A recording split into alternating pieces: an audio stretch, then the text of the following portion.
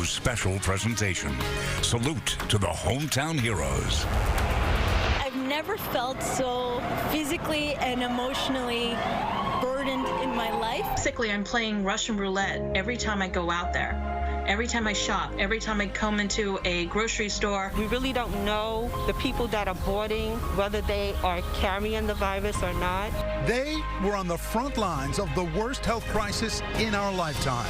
Doctors and nurses, subway conductors and bus drivers, grocery store workers and delivery people, all putting their lives at risk to save others and keep the city going. And now, the workers who truly define the word essential will be given one of the city's biggest honors, a ticker tape parade along the Canyon of Heroes.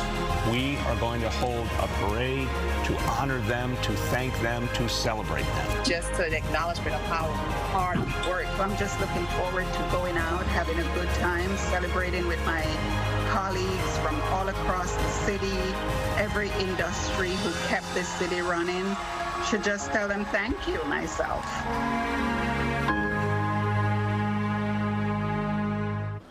And good morning, I'm David Navarro. And I'm Sade Beteranois. You are looking live at the Canyon of Heroes, which over the next few hours will be filled with floats, first responders and essential workers as New York City salutes the men and women who helped get us through this pandemic. This will be one of the biggest ticker tape parades in the history of New York City. At the height of the crisis, New York City was at one point the epicenter of the global pandemic. But today, it is the site of a huge celebration. It certainly is. And it's a hot and humid morning. And some of today's events have been scaled down. But after more than a year of lockdowns and COVID restrictions, people are certainly excited to be back outside. Now, tens of thousands are expected to line the parade route. And although many workers have still not returned to their jobs, we are expecting a sizable crowd to greet them, both on the street and in the buildings. And while the city is reopening and people are reemerging, it is important to note the virus is still out there. Variants pose a dangerous risk, and the city's health officials say the key to completely defeating COVID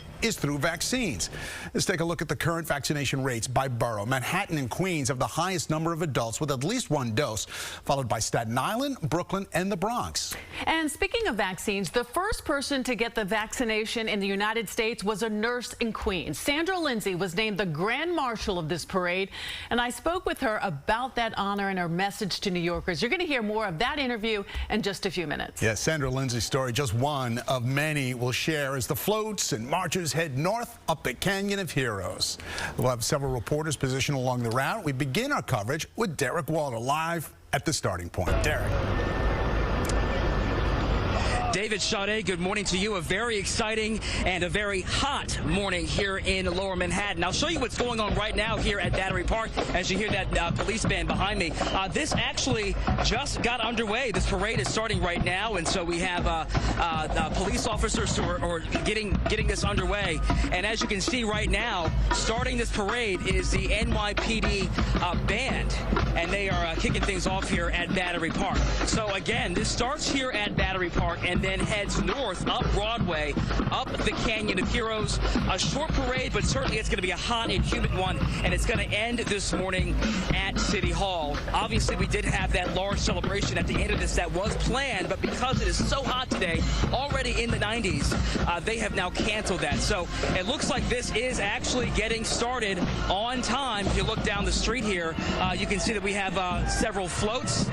Looking this way, you can see we have several floats. Hospital workers now making their way with their float. I can tell you that there are 14 different floats and specialty vehicles that are going to be involved in this parade today, as well as 10 different bands, 10 different marching bands. So we have the situation here at Battery Park. We've got the floats lined up on one end, and then on what they call Little West Street, which is the pedestrian path next to West Street, we've got the marching bands that are set up and ready to go. So a lot going on, a hot morning, and this is now just getting underway right now. I can tell you that there were some groups that actually chose not to participate in this. I know that some EMTs and paramedics basically concerned that they didn't have a contract for 3 years, and also the fact that they didn't get hazard pay.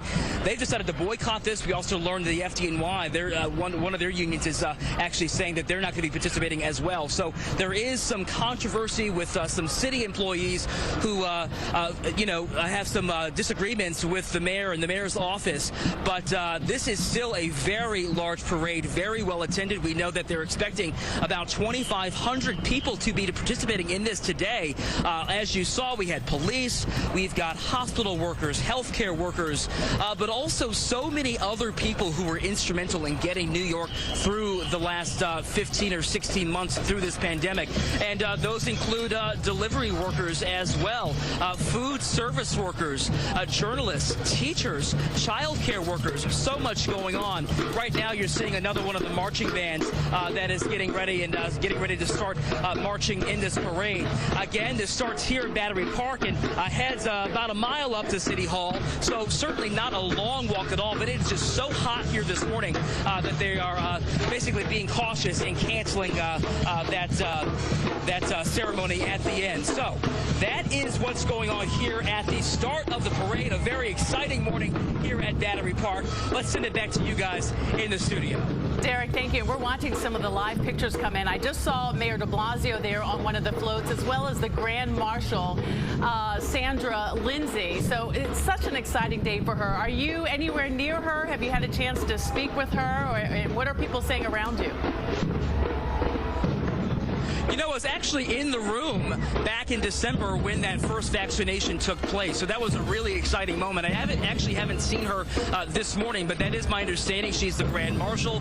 She's with Mayor de Blasio. They're in this parade this morning. And so certainly an amazing message for her to send, to be the first person in the United States to get the vaccine. Also, the fact that she's a nurse, stating that message that, she works in healthcare. She knows what's going on, and she trusts this vaccine. So I think that was really instrumental in getting so many other people to trust this vaccine and choose to get vaccinated. Certainly we have a long way to go, but obviously a couple of weeks ago, New York celebrating the fact that we have 70% of adults who are now vaccinated. And certainly the fact that she was the first one to do it had a lot to do with that. A lot of excitement this morning. I just walked over to the park across the street. That's where a lot of the other groups that are not on the floats and not on the in a marching band, that's where they are getting ready to join this parade later this morning. And so I did speak to some of them, very excited, a lot going on, and thankfully there's some shade in that park, so some of them are able to keep cool over there. But hopefully this is, obviously we see it is on time because it is a hot morning out here. Back to you guys. Yeah, people are going to need a lot of shades, and I'm noticing some people have hats on, which is a really good idea. It really is. Yeah, because it's going to be tough out there. In fact, I know the city's setting up water stations and places to get a break. All right, Derek, thanks a lot. Let's take you a little farther north. Anthony Johnson is located right now at Broadway and Fulton. And what's the scene like there, Anthony? Hey, people are out here. They're waiting to see the parade as it starts to make its way up Broadway. We're out here where a number of people have gathered out here on the street. Look, this group right here, they got their thank you signs supporting all of the healthcare workers, first responders that worked during the pandemic. They're out here to celebrate. They got their cowbells. They plan to make a whole lot of noise out here. The one thing that's very interesting when you're standing on this side of the street, the shady side, at this point in time, yes, it's shady. It's nice and comfortable for a hot day. It's still pretty comfortable over here in the shade, but anybody that's in that sun, Derek was talking about extreme heat, be very, very careful. You're a healthcare worker at Elmhurst Hospital. You started giving out some of the COVID shots, you were telling me. How does it feel to be out here today to salute folks like yourself? It feels great because we went through over 50,000 shots at Elmhurst Hospital already, just giving them out from when we started. And we're coming a long way from being the epicenter of the epicenter. Absolutely. And of course, you're not in the parade, but you're here for the parade, and we salute somebody like yourself who did all that hard work. I know it was pretty taxing, though, during those years. Yes, it was. That year, right? Yes, it was. Yeah, it was pretty scary, right? Very scary. And then trying to get everyone to get vaccinated is a big push. Well, thank you very much. You did a great job. We appreciate everything that you folks did. We're going to walk you up the line so you can see the folks that are out here, people waving the flags, of course, all the folks out here having a good time, waiting for the healthcare workers and the first responders as they come by. Little kids, you can see it's not awfully crowded out here, but there are folks out here to salute all of these people. This is the area that they'll make the turn right above us, about another 200 yards from where we are. They'll make that turn into City Hall, and of course, the events are happening this afternoon. There is a marching band up there practicing near City Hall right now. We can hear them from where we we are. You can see police and security are out here on Broadway. We are waiting for the parade to head up in this direction. Let's just show you one side of the street. A little thicker crowd on that side. We were telling you, if you're in the shade, the crowd is a little bit thicker. On the sunnier side of the street, it's a more sparse crowd at this point in time. But there's still plenty of excitement out here as people gather for this big parade, something that a lot of people have been waiting for. Folks have been waiting a long time to come back outside, so you can see they are outside. Hey folks, how are you over there? Look at them, they're ready to celebrate, ready to go ahead and say thank you to all the healthcare workers, first responders. And you know what? I want to talk to you about the floats that they're going to be on, because there are 14 floats. They made them in Clifton, New Jersey. They were working on them until late last night, and those are the 14 floats that'll be used in today's parade. Putting the final touches on one of the 14 floats that will be featured in the Canyon of Heroes during the salute to healthcare workers and first responders. We're celebrating those people who helped us overcome this, the people who put their lives on the line. They're genuinely real heroes. The folks at Bond Parade Floats and Designs have long been a part of the Canyon of Heroes salutes. The last big one they worked on was in 2019, which honored the U.S. women's soccer champions. This time, we hail those who took us through more than a year of loss, uncertainty, and most of all, kept us alive when so much was at stake. It's almost a victory parade of sorts for the entire country, not just New York, but the entire country. There is a genuine feeling of pride in the workshop. They worked all night to make sure today's floats are picture perfect for this tribute to the men and women who will always have a special place in our collective hearts. These are actual heroes. They save lives, you know, they risk theirs. It's fantastic. It's special. It's huge to be a part of this. It really is. All right, yes, indeed, and they are a part of it. And a lot of those healthcare workers, first responders, now getting on those floats as they start to make their way up Broadway. You can see the crowd. This is what I call the shadier side of the street here at Fulton and Broadway. All the folks out here gathered. You see a lot of American flags, and you can see people all the way down the line, all the way down Broadway. Plenty of excitement out here this morning to salute these heroes. It is going to be a warm day to be out here, folks. So do drink a lot of water if you're out here at the parade. And, you know, they're telling us to make sure that you drink a lot of water and hydrate, because once they get up here, you start to see more sunlight. That's where it's really going to be hot out here this afternoon. So do be careful, especially if you're out here on the parade route, or if you're planning to come out here. There is room for people to still come out here and join this big gathering taking place out here on Broadway this morning. That's the way it is right now. We're standing at the corner of Fulton and Broadway, waiting for the parade to get to this location and ultimately make it up to City Hall. Back to you guys in the studio. All right, Anthony, thanks a lot. You heard Anthony talking about the floats, and while it's not a competition, possibly one of the coolest ones belongs to the MTA. Workers will be riding along the Canyon of Heroes on a subway car from the MTA Transit Museum. It's the oldest car in our collection. It's a 1903-1904 wooden-bodied train car that was ordered by the Brooklyn Union, which was an elevated train company, obviously right here in Brooklyn, and it was in service for 66 years. That car survived both World Wars. It was in service during the first pandemic in the early 1900s, and so it just feels really appropriate and fitting to kind of bring out the big gun for our colleagues that really did keep the city moving. Really cool history there. And Eyewitness News reporter Nina Pineda got the lucky assignment to be riding on that subway car, which, Nina, I was told the last time it rode that car was actually in service was in 1969. So here it's resurrected again, and you're riding on it. You know what, Sade? And it's nice and cool. We're here on the back of this subway car. And like you said, this 1969 was in the World's Fair. It was actually in the first World's Fair, too. So a lot of history on board, all to honor these essential workers. And joining me to tell some of their stories is we've got Aubrey, and we have Julio, and we have Kai. They are from hydraulics and operations and engineering from Brooklyn, Queens, and the Bronx.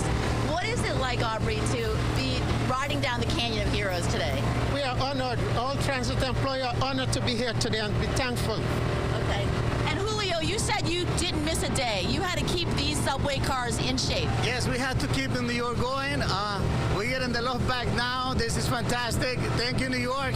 We were there because New York had to keep on going. That's great. Julio is an inspector, so he was in charge of making sure that the cars in the Bronx are running. We have a Chairman, Pat Foy. Chairman, we are live on Channel 7. You just thanked Senator Schumer as he walked by for the help that he gave the MTA. A challenging year for you. Yeah, Senator Schumer came through big for New York and big for the MTA. He got us $6.5 billion in the last round of funding that's going to keep the MTA going and keeping our essential workers doing the heroic work that they did every day and night during the pandemic. And behind you are several dozen of the MTA employees from all different departments. We met them from the chaplain's office, from work life, from subway operators to the bus drivers. What is this like for them to be had to go to work and had to keep New York moving and then to be honored in this way? Well, look, our MTA workers are essential workers. They're first responders. They were heroes, moving heroes every day during the pandemic. And it's completely appropriate that they are honored by a ticker tape parade in the Canyon of Heroes because every last one of them is a hero. And we see behind you, if you could just show us, Chairman, these are actual straps. Go through there and show us the straps. This is where strap hanger comes from. This is where the phrase strap hanger came from. This car was built in 1904. That's a leather strap. Passengers on the Lexington Avenue line and were 100 feet away from the Bowling Green station traveled on this car 100 years ago. They traveled on this car in the pandemic about a century ago, and every day and night for over 50 years. This car went into service in 1904, and that's a strap, and our customers used to hang on to it. That's amazing. Thank you so much, Chairman Foy. We'll catch up with you later. This is so much fun, and take a look at this, Sade and Dave. The original bell. We're going to ring it as we get going on the parade route. How cool is that, Nina? That is a great assignment. All aboard! All aboard with the MTA workers! Go in there, Glenn. All aboard with the MTA workers! What's our chant? We get you where you're going, MTA! MTA! Going MTA! Going MTA! Going MTA! Going MTA! Going away! We're about to start going from Bowling Green. I'll send it back to you, and we'll catch up with you guys in a little bit. Okay. Good job! Look at Nina working the crowd. I know. She definitely knows how to do that. In car number 1273, a lot of rich history there. Thanks, Nina. And they're all heading to Mike Marza right now, who's at City Hall. Mike, what's the situation there right now? David and Sade, I feel like I'm standing on the platform waiting for them to arrive. They're not here yet, but I can tell you there's a marching band in front of City Hall trying to keep a small crowd occupied. There aren't a ton of people just yet here at Murray and Broadway. I can tell you the heat is the headline here as well. Of course, they've been up and down the route. The FDNY passing out water to people, encouraging people to stay hydrated. In fact, the heat is what really pared down what was to be a larger ceremony here at City Hall at the conclusion of this parade. So it's going to be smaller, but there is a stage setup. Photojournalist Brian White behind the camera also in these elements. But I could show you down Broadway as we wait for the parade to get here, and the marching band continues. As Derek was mentioning earlier, we're talking about 14 floats representing some 260 organizations, essential workers that powered the city through this pandemic. And I got to tell you, as somebody who was reporting on the streets every day of the pandemic, it is such a different scene, of course, than what it was a year and a half ago at the height of the pandemic. And these streets were empty, and you couldn't hear anything but sirens. And then 7 o'clock came, and you could hear the applause and the claps for these workers who are now being honored here through the Canyon of Heroes today. It is an incredible pivot. However, as we know, this pandemic is not over, and some people have been reminding us of that. As you see some gathered here at the corner waiting for the conclusion of the parade, one person said their hope today is not just to applaud the first responders and the essential workers, but to also convince their family members and friends who have not been vaccinated to get vaccinated. That is why we are to this point, but still more work to be done.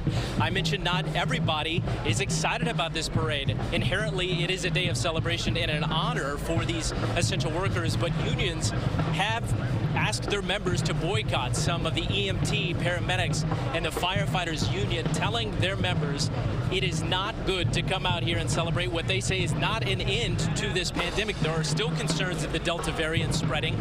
as well as the criticism that the mayor is facing for spending so many resources and money on a day of celebration. But as we also think about all the essential workers that deserve all this praise, I was talking to a nurse earlier, one of the people inside the ER at the height of this thing in April of 2020, and she said that she never thought that we would be to this point, having a ticker tape parade for their work as they help this battle through. And she also said what she hopes is that we remember the more than 30,000 lives lost here in New York City and the staggering 600,000 lives lost across the country.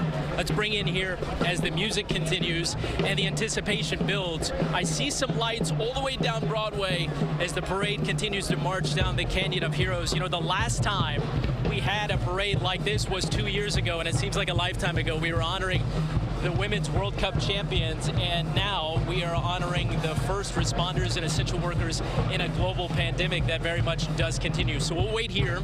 We expect there to be a few comments from Mayor de Blasio once he reaches this stage, which is on the other side of this newsstand. And then we expect, again, a pared down version of what would have been a big ceremony here, and that is because of the heat.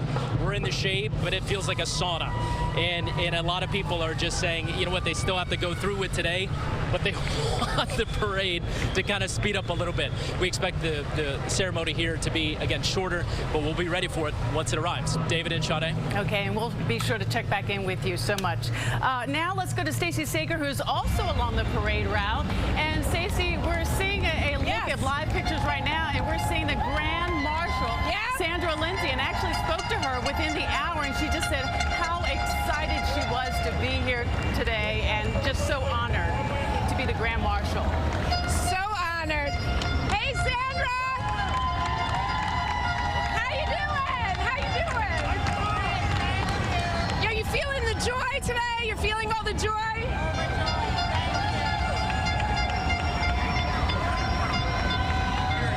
Very exciting moment here as she passes us by. Lots of people from Northwell who came out to cheer her on in the heat. Very exciting moment. I mean, we all remember when she was, of course, the first American to get vaccinated, and so brave and so calm and so confident, and she really inspired so many others to go out and do the same, which is such an important thing, and she made such a huge difference, so that honor is well deserved. And here we can start to see some of the others marching here. We hear the bands playing, and we've seen over here, we see a little bit of the ticker tape flying around, the confetti flying around. We do have some people here we want to talk to who came out to pay their respects to those they've lost. We have someone here from Bushwick, Brooklyn. You got a moment, Yvonne? Okay. I know you all feel very strongly about those you've lost and those who you care so deeply about.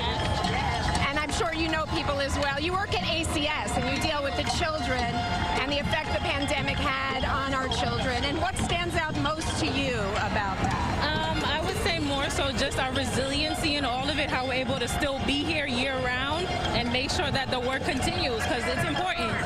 Even for all our colleagues that we've lost, we got to be here for them too. What was the toughest moment you had in dealing with children this year? I would say just making sure that the work for them didn't stop. The work for them is really important, so we just got to make sure that's our main priority. It's so critical. It's so critical. And as you saw Sandra Lindsay go by, is she an inspiration to you? Yes. What inspired you most about her? Make sure getting vaccinated was important, so just make sure you go out and get vaccinated. And here we have the marching band, the police band. We want to take a look at that coming through.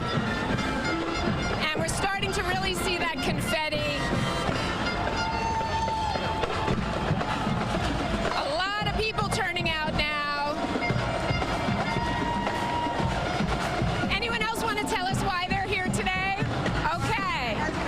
Okay, I'm sorry. What's your name, hon? I'm Betsy Sedaris. Okay. My husband's an essential worker who was working 18-hour days in order to get ventilators and everything to the hospitals and helping those in need. So he was in the medical supply end of it? DCAS. He worked for DCAS. Okay. And what does it mean for you to be here today, supporting his efforts? It's great to be here. Very proud. It's an emotional time. I'm sure you worried very much about it. We all did. We all did. As a family, we worked together and made it happen. So. Thank you.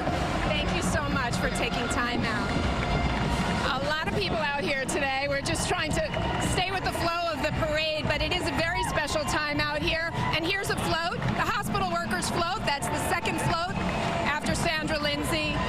So many of the nurses, we were talking to the family of a nurse from White Plains. Her two daughters are here. They're cheering her on. They're so proud of her. They feel that as a family, they really lived this. They lived this, and they are deeply, deeply proud today of what is happening. A lot of excitement here in the Canyon of Heroes. We're going to be seeing much more of this, and we're going to be bringing you the families that are so deeply affected by all of this. 14 floats here today, thousands of people expected. Obviously, the heat is a concern, but we're in the shade. We're in the shade, so it's good. And we're going to keep you posted on how people are doing and how they're feeling and how proud they are, because these are the people that got up, that inspired all of us, that went to work every day and continue to help others. We're live in the Canyon of Heroes. I'm Stacey Sager, Channel 7 Eyewitness News. Thank you, Stacey, and we are so grateful for everything they have done for us. And you just saw Nurse Sandra Lindsay making her way along the parade route. There she is again, clapping. You know, she was supposed to speak at the City Hall ceremony before it was canceled due to the heat, but she still holds the honor of being the Grand Marshal. Yes, she does. Nurse Lindsay was the first American to receive the COVID-19 vaccination after it was authorized by the FDA. And last week, I got a chance to speak to her about her message to New Yorkers and that historic shot. I did not know that I was going to be the first one.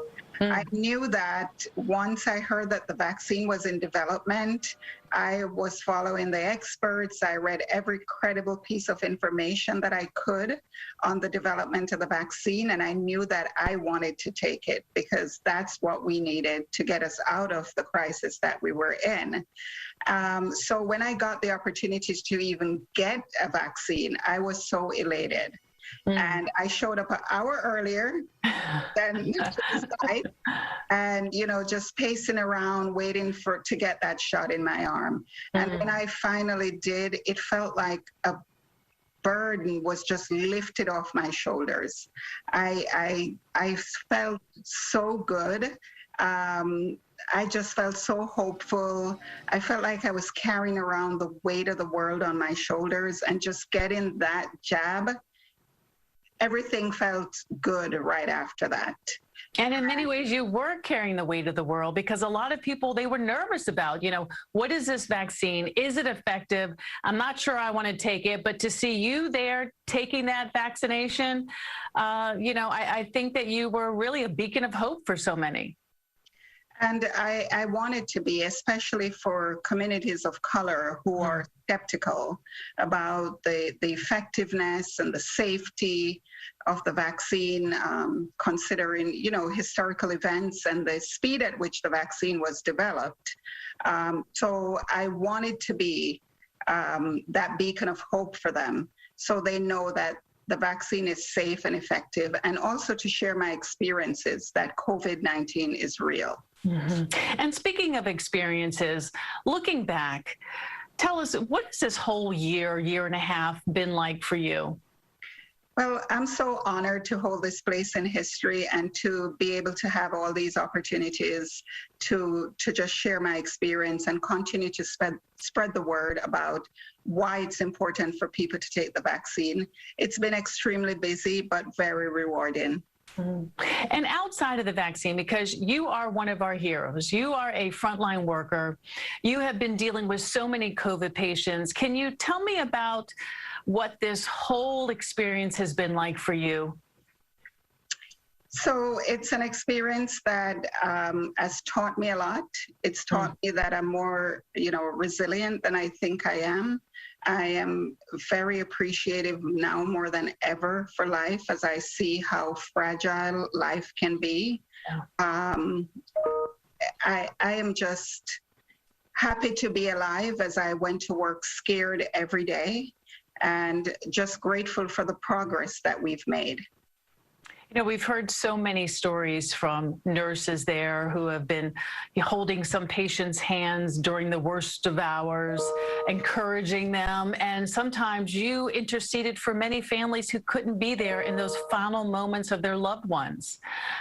How did those moments impact you? So mostly just seeing my nurses holding those hands and, you know, standing in for the family while they said goodbye to their loved ones and seeing the pain and fear in their eyes, I took that home with me every single day. I did not have answers for them. Usually, you know, as a leader in my organization, they come to me with a problem and I can help them with a solution and give them an answer. I just didn't have any answers, but I made sure that I was there for them, in the trenches with them, just being supportive in whatever way that I can, and really being that servant leadership that I strongly believe in. Mm-hmm. Was there one moment that really stuck out to you that just kind of sits with you? There's so many moments, but you know, just one thing that I cannot get out of my mind, and this just keeps playing over and over again, is just seeing how incredibly committed people were, that they put their lives and their fears of their family on the line to come in. And, you know, it was painful to see how people were just hustling to save lives. And all I could see were the eyes, and the eyes told me a lot. How scared, when they were scared, when they were happy, when they were hopeful, and those images I can't get them out of my mind. But some happy moments was seeing patients that we thought were never going to make it, and to see how incredibly hard my staff worked on them, and we never gave up. And when we were finally able to wheel them out to their family, that was just, you can't even explain that feeling. So what is your message to New Yorkers now? So my message to New Yorkers is that we have made tremendous progress, and we have every reason to celebrate and be happy, but we also need to make sure that we position ourselves so that we don't go backwards. We don't go back to where we were 15 months ago. And the only way that we can do that is to make sure you are vaccinated, so that the variants have no room to grow and to spread. So I encourage everyone. I was the first American to be vaccinated outside of a clinical trial. I am doing wonderful. I feel safe. I have peace of mind, and I want that same feeling for everyone. So please go out and help us out. If you want to really hug, continue to hug and appreciate and give back to healthcare workers, essential workers, please go out and get vaccinated and please show us how much you love us and appreciate us by going out and getting vaccinated.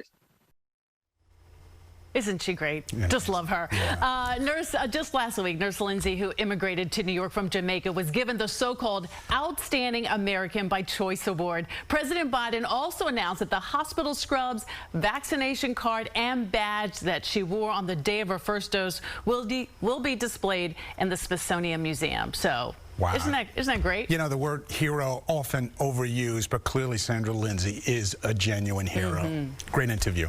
Let's go back to the parade route. We got Derek Waller at the start of it in Battery Park. And Derek, I see the parade is on the move.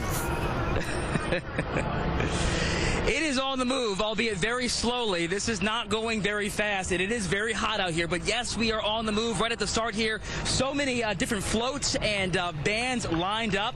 Right here is actually, we have advocacy organizations. So people who do food pantries and social workers and that sort of thing. They just made their way through. And let's see what we have here. Department of Sanitation, the Staten Island Ferry. Down here looks like more union workers others as well. Let's see.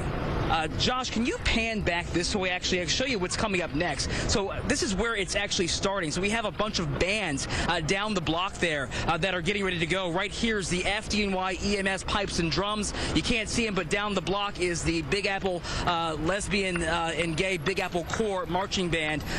Yes, Josh, you want to come back over here? I'd love to ask you, I know you're here shooting video, but what organization are you with, if you don't mind me asking? I'm with the Lesbian and Gay Big Apple Marching Band. Okay, so I know it's very hot out here. What do you think about being out here today, though? I think it's wonderful. Yeah? Yeah, it's really wonderful to be out here supporting our EMS and fire departments and all the essential workers that helped us get through the pandemic and everything like that. And I see you standing in the heat. How are you staying cool this morning or this afternoon? I'm really not. It's really, really hot outside. I'm just trying to stay hydrated as much as possible and, you know, find the shade where I can. Excellent. Thank you for talking to me. So, yeah, it is very hot out here, as you can see on everyone's faces out here, but we are at the start. You can see behind me that the parade has stopped, so it is moving slowly, but it is moving, and we'll be out here. I'm actually going to be marching in this parade as a journalist. We were out here every day during the pandemic, so I will try to do some live shots a little later in this broadcast. For now, we're going to send it back to you guys in the studio. Okay, thanks so much. Well, now we want to head over to Stacy Sager, who is also along the parade route. And Stacy, who are you marching with right now? So we are marching with more healthcare professionals. I have a doctor in internal medicine from Washington Heights. Tell me how you're feeling right now, hon. I feel full of joy. I'm so proud of each one of the humans that are marching here today. This is so much community care. We did through the pandemic 1 million meals distributed to New Yorkers that were hungry. We actually vaccinated more than 1 million New Yorkers, and we screened in the populations that had the highest numbers for COVID. About 1.5 screens we did all throughout this pandemic. You risked your own life. At some point, did you also become ill, or did you make it through this okay? So I am healthy, and I kept all the precautions to keep myself and the people that were around me that I was taking care of healthy. So I feel proud to say that I did not get sick, and I helped many people not get sick. So preventive medicine was what happened there. And as they cheer you on, what's going through your mind right now? So this is the time where New Yorkers are going back to being the real New Yorkers that we are, people full of joy. We reimagine ourselves, we rebuild ourselves, we transform ourselves. We don't stay down, we go up, higher and stronger. So thank you so much. Love it. Love it. And here you see all the people who are out watching. They can't get enough of it. You can see the ticker tape here on the ground, the confetti on the ground. Lots going on here. It's just an exciting day. So much positive energy today in the crowd. New York Presbyterian. Yes. We're going to throw it back to you in the studio for now. Stacey, I think that doctor needs to be a motivation speaker. I'm telling you, she got us going. I know. Thank you, Stacey. We want to turn now to the third member of our team here in the studio, Eyewitness News reporter Lauren Glassberg, and she will be speaking with essential workers who were on the front line of confronting this health crisis and who, without their sacrifice and dedication, would not have been able to have gotten through this pandemic. Lauren? Well, David, in just a moment, I'm going to be joined by two EMTs. Steve Sakala and his son Steven work in New Jersey, and they were on the front lines for the pandemic, not just at work, but also at home. Steve's wife, who is Steven's mother, died of coronavirus. Susan Sakala was also an EMT. Steve and Steven joining us right now. Thank you so much for being with us. You know, right now New York City is honoring the essential workers, those frontline workers, just like you two. How does that make you feel? It's a little overwhelming. I'm humbled. We were able to help out as much as we could, just like our other colleagues, you know, all over the country, all over the world. So we're pretty fortunate that we're still able to help, and you know, thank you for having us. I want to talk, if we could, at the time back a year plus now when Susan got sick. This was very early on in the pandemic. What thoughts did you have? Did you suspect it was COVID immediately? We really didn't suspect it was COVID immediately. It just seemed like a regular old illness, some sort of infection possibly. But as we learned more about the virus that kept changing every day, we started to realize her symptoms were getting worse. And that's when we decided that she probably needed to go to the hospital for further treatment. So you were attending to her at home and realized at that point there was nothing more you could do. And then you brought her to the hospital, and she was not well at that point. No, and she continued to deteriorate. And of course, she was a registered nurse working in the hospital. So as most healthcare workers, they really don't want to go to the hospital unless they absolutely have to. And when she did, we realized that she was very sick, and she continued to deteriorate, eventually put on a ventilator. And of course, the hospitals were locked down and we weren't able to see her. And then she passed in the intensive care unit at the hospital. So hard for so many families who lost loved ones not being able to hold their hand at the end. What do you most remember about Susan? How inspiring was she? She was great. Obviously the most amazing person I've ever met. You know, you want to talk about work ethic, you know, it would be her face in the dictionary. She worked multiple jobs, full-time jobs, per diem jobs, just to, you know, provide for me, my family, my sister, her grandchildren that she loved very much. And she was a hard worker, and I'll never forget the amount that she did for our family, you know, taking us on trips all over the place and just making sure that we were comfortable and that we had everything we needed and that we were taken care of. A devoted woman in so many ways. We really appreciate you sharing Susan's story and your commitment that seems to not waver past the pandemic, still working as frontline responders. Thanks to both of you, Steve and Stephen, for joining us today. Stay well. You're welcome. Thanks for having us. Okay, Lauren. And right now we want to go to Stacey Sager, who is with Eric Adams. Stacey. Yeah, we're trying to get in here, but he's greeting some supporters from the Healthcare Workers Union.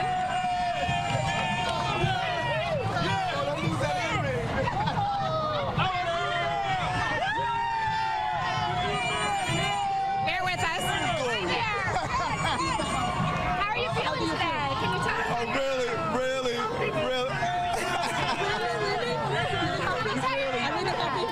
It's just been out here with these first responders, and they see me as one of their own. You know, they see me as a person that has gone through what they are going through.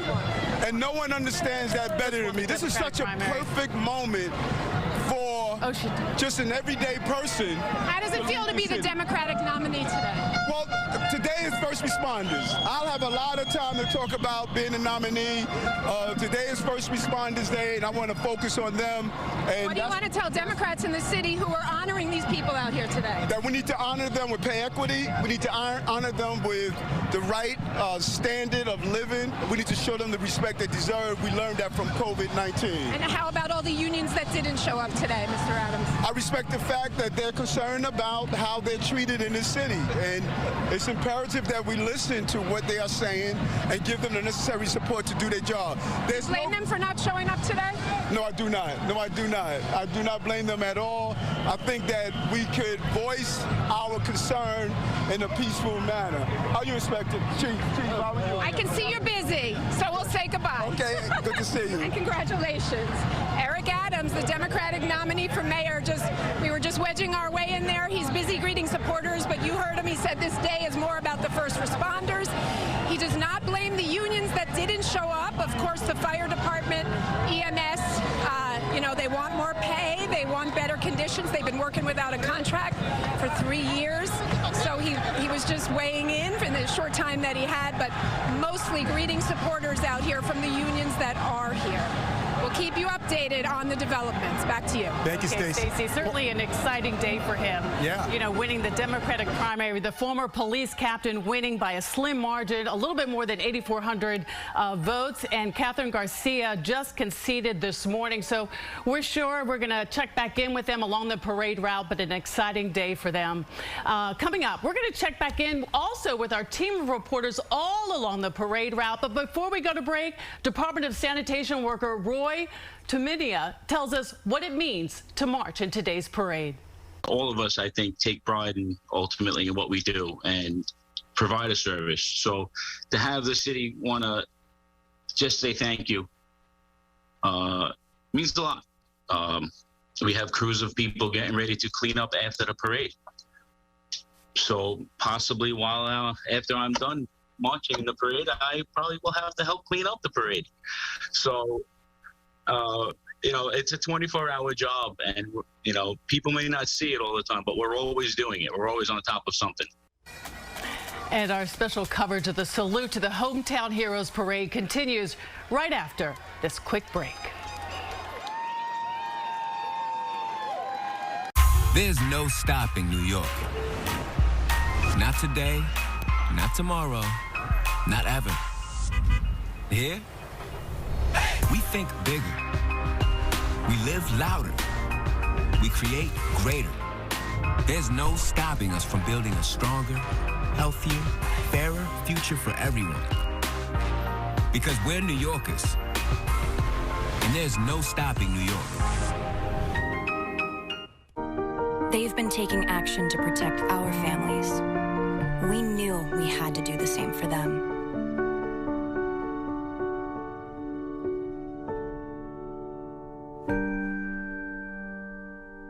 All New Yorkers 12 and older can now get COVID-19 vaccines. And we have one thing to say. Woohoo!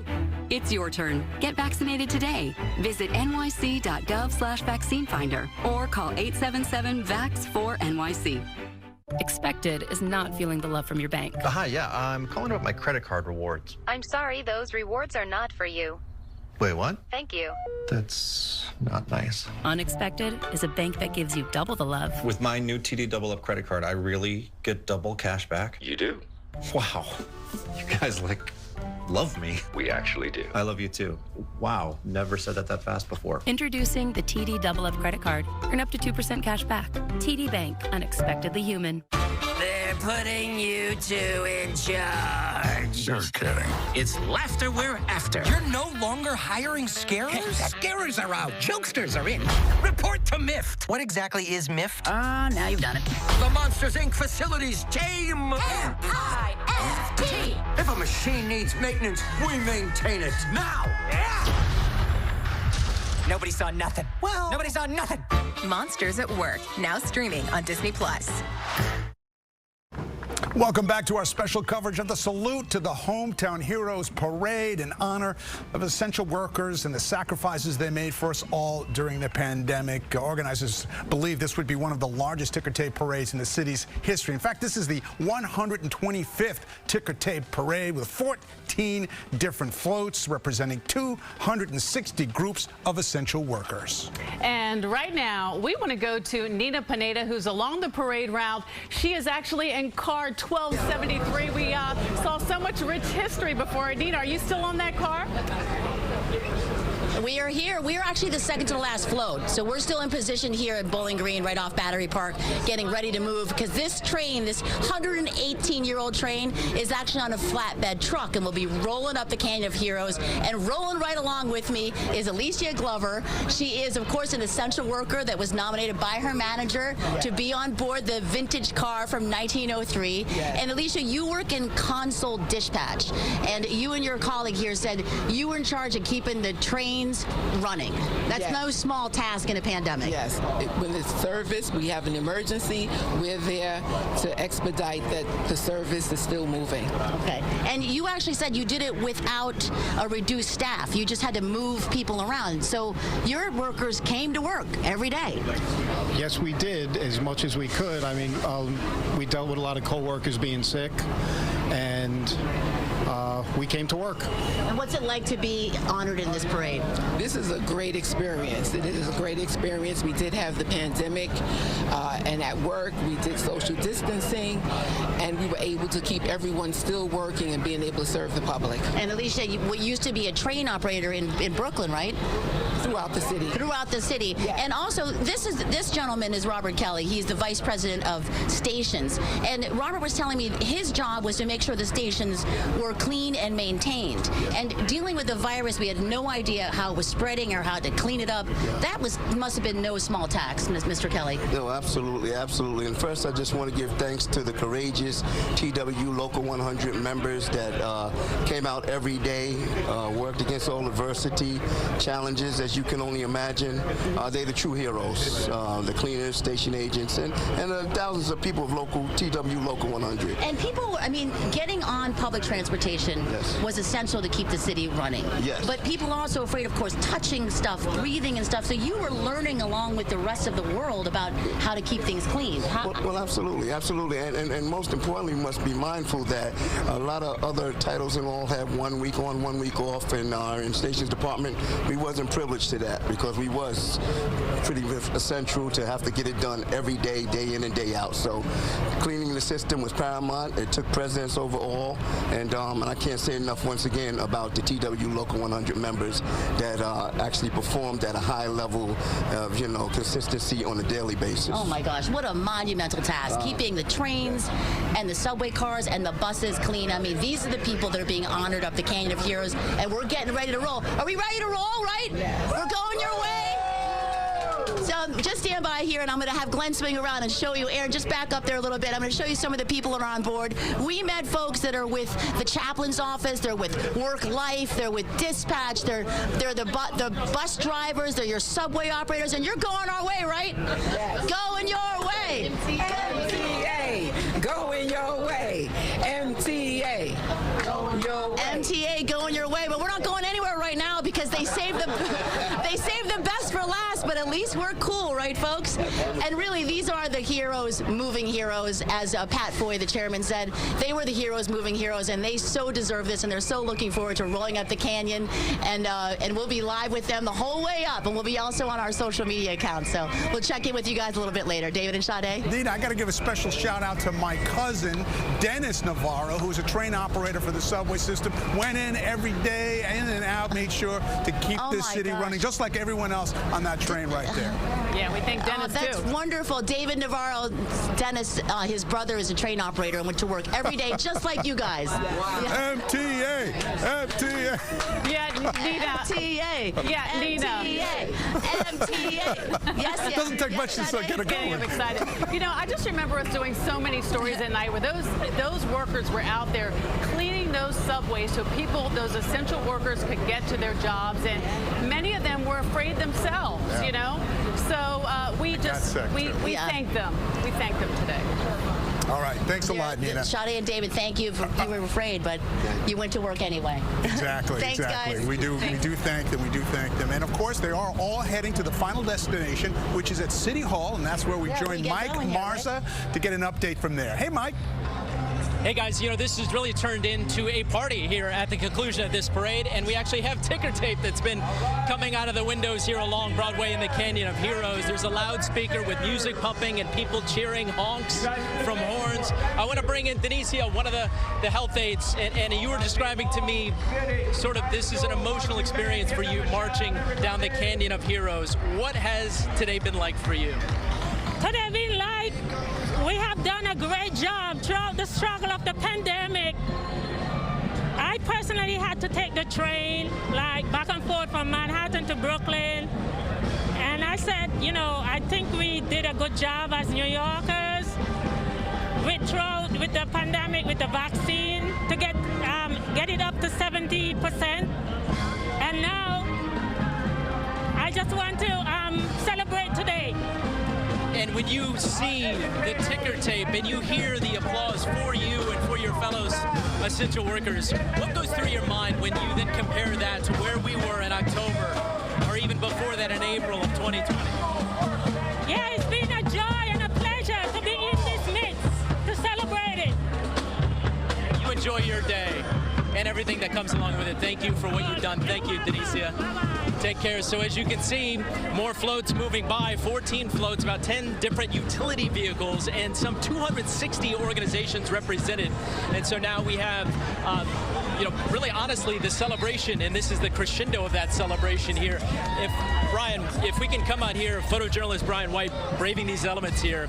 There's a stage that's set up. It's kind of outside of the view of where we are restricted as far as the media pin that we're being held in. But I can tell you, Nurse Sandra Lindsay took the stage over there, and she was going to speak at what was going to be a bigger ceremony here at the conclusion of this parade. But because of the heat, they've scaled that back, and so now they just have some loud announcements, some music, as you can hear, and Sandra Lindsay meeting with some of the other dignitaries here. We expect her to come over to our post at some point, but the ticker tape is falling, and the parade concludes here at City Hall, as so many people today are waiting to see what happens next and what float comes by next. So you can see the people lined up over here in the shade, which is a good thing because it is extremely hot. The heat advisory changing the plans for this celebration today.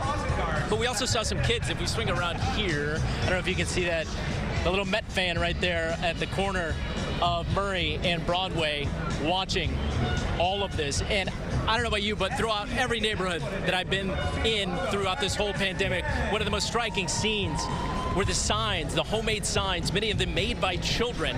And all of those moments at 7 o'clock every night where we would come into the rooftops and out the windows and on the stoops and cheer and clap and say thank you for what you're doing as essential workers. And today, that form of appreciation is falling as ticker tape and the cheers as this parade continues here at City Hall. Guys, we'll send it back to you. And Mike, those moments were so memorable. I remember after getting off the show, I would go out in the streets at 7 o'clock, and I was there along with everyone else clapping as they were hitting pots and pans, some people singing. So there were a lot of special moments in the city during the height of this pandemic. Yeah, no doubt. And they continue to this day. And people volunteering, I know it's really sparked a real big interest. Even my kids, 7, 5, and 2, teaching them about what it means to serve your community, but also care about one another. And I think that's one thing that perhaps this horrible tragedy has restored in some ways is just the humanity and the horrible aspect of this virus and so many families having to say goodbye to loved ones as they were alone, and maybe if they were fortunate enough to have their hand held by some of these essential workers here, and that grueling process of grieving to reach today where you can perhaps take a look back and really appreciate all the work that they continue to do even after this parade marches down Broadway today. Yeah, through all of the despair we face, these essential workers have helped us through this crisis. Mike Marsden, thank you so much. We'll check back with you shortly. In fact, let's go now to Lauren Glassberg, who's speaking with a doctor who was on the front lines during the pandemic. Lauren. Well, David, we all know that when the pandemic first hit, hospitals were overloaded. And unless you were a healthcare worker or a patient yourself, you could not get into hospitals. So doctors and nurses took videos and recorded vlogs to help everyone understand the gravity of this crisis. Dr. Umesh Gidwani is the director of Cardiac Critical Care Unit at Mount Sinai Hospital, and he was one of those doctors who recorded his experience. There is still quite a substantial burden of illness and severity of multi-organ failure. We have patients really who have not responded to all the usual interventions. The big fear now is what happens next. Are we going to see a recrudescence of this illness? Are we going to see spikes coming back, especially as we start to relax and loosen some of the restrictions that we are used to? It's coming to the end of another day at the hospital. And you think about all the things that happened today. What could we have done better? What could we have done different? Could we have saved another life? Could we have prepared for another eventuality? And Dr. Gidwani joins us now. Dr. Gidwani, thanks for being here with us. Just listening to your last comment on that vlog, could you have done more? You must have thought about that every single day while you were working as a cardiac care specialist.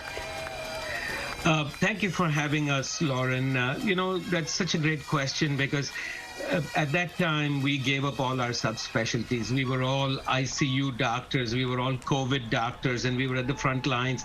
And this is really one of the first times in our careers, really, for a lot of us, that we were learning as the disease was evolving. There was no playbook. We changed our recommendations on the latest evidence. It was a dynamic scenario. So looking back, obviously you wish you could have saved more people. Obviously you wish that you could have, given more comfort to some of, the people that we lost. But overall, I think that we were up with the latest knowledge that was evolving, and we continued to do our best.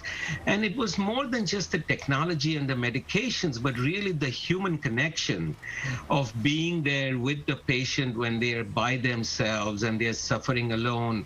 And we obviously could not risk, their innocent caregivers, their loved ones' lives, having them come into the hospital, when we really did not have a good idea of its transmissibility and so on. So I think that these heroes, both my New York medical fraternity, but also the non-medical heroes, did their best. They really did. They came out and they did their best, and now we are emerging from this dark tunnel, hopefully. And it is so nice to have everybody, including yourself, honored today. How did you rally your team day after day, and even how did you get motivated to go back to the hospital when things were so dire? You had to. You knew that you did not have a choice. We made a choice when we decided to go into healthcare. And it ranged from, the housekeeping folks who were critical to the cleanliness and the hygiene, all the way to the president of the hospital. We made this choice up front that we are going to be human beings. We had to go in and we had to put up a brave face. And I will tell you, this is a band of brothers, you see. And when I say brothers, I mean brothers and sisters and everyone else, where we come together under, the greatest pressure to form this insoluble bond where we can come together and deliver our best for our fellow New Yorkers. Dr. Gidwani, thank you for all of your brave work and the work of your team at Mount Sinai, and for doctors, nurses, and as you said, all the way down throughout the hospitals of New York. We appreciate all of your efforts. Stay safe. Thank you very much. All right, thanks, Lauren. We were just talking about just a few moments ago about that 7 o'clock hour, David, when everyone in the city came out just to cheer on all the essential workers. Well, take a look at what Luis Jimenez said. He's an MTA worker about that moment. We actually appreciate what we do, and I take it to heart every time I'm driving that bus that I'm making a difference. And when I noticed the people in all the neighborhoods at 7 o'clock showing their appreciation, at first we didn't know what was going on. We saw people outside their windows, outside their parents, banging on the pots and drums and all that. We didn't know. And they had to actually let us know that it was for us. Every time they see one of our buses going through, we was like, wow, he really showed the support. They really showed the support to us. I was very proud. I was very proud, and it's good to be able to make a difference and to be acknowledged, especially in New York. It's like, that was priceless. That nightly ritual still gives me a chill when people would just come together, the city coming together to applaud and just say thank you, thank you, thank you. Yeah, they were really special moments. I mean, all of us after the show, we would come out and cheer on those frontline workers. And right now, again, you are looking at live pictures of this salute to our hometown heroes. There are 14 different floats that are being debuted today and representing more than 260 people.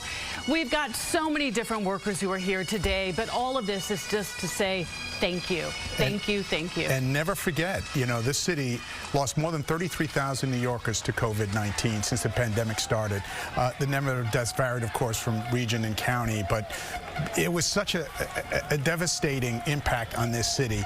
And the reason why we're here today, because despite the despair, despite the darkness chapter in our history, people came out and did what they had to keep this city going, to keep this city on its feet, and to continue through, even though we're still dealing with concerns about variants of the COVID vaccine, rather not the vaccine, of the virus.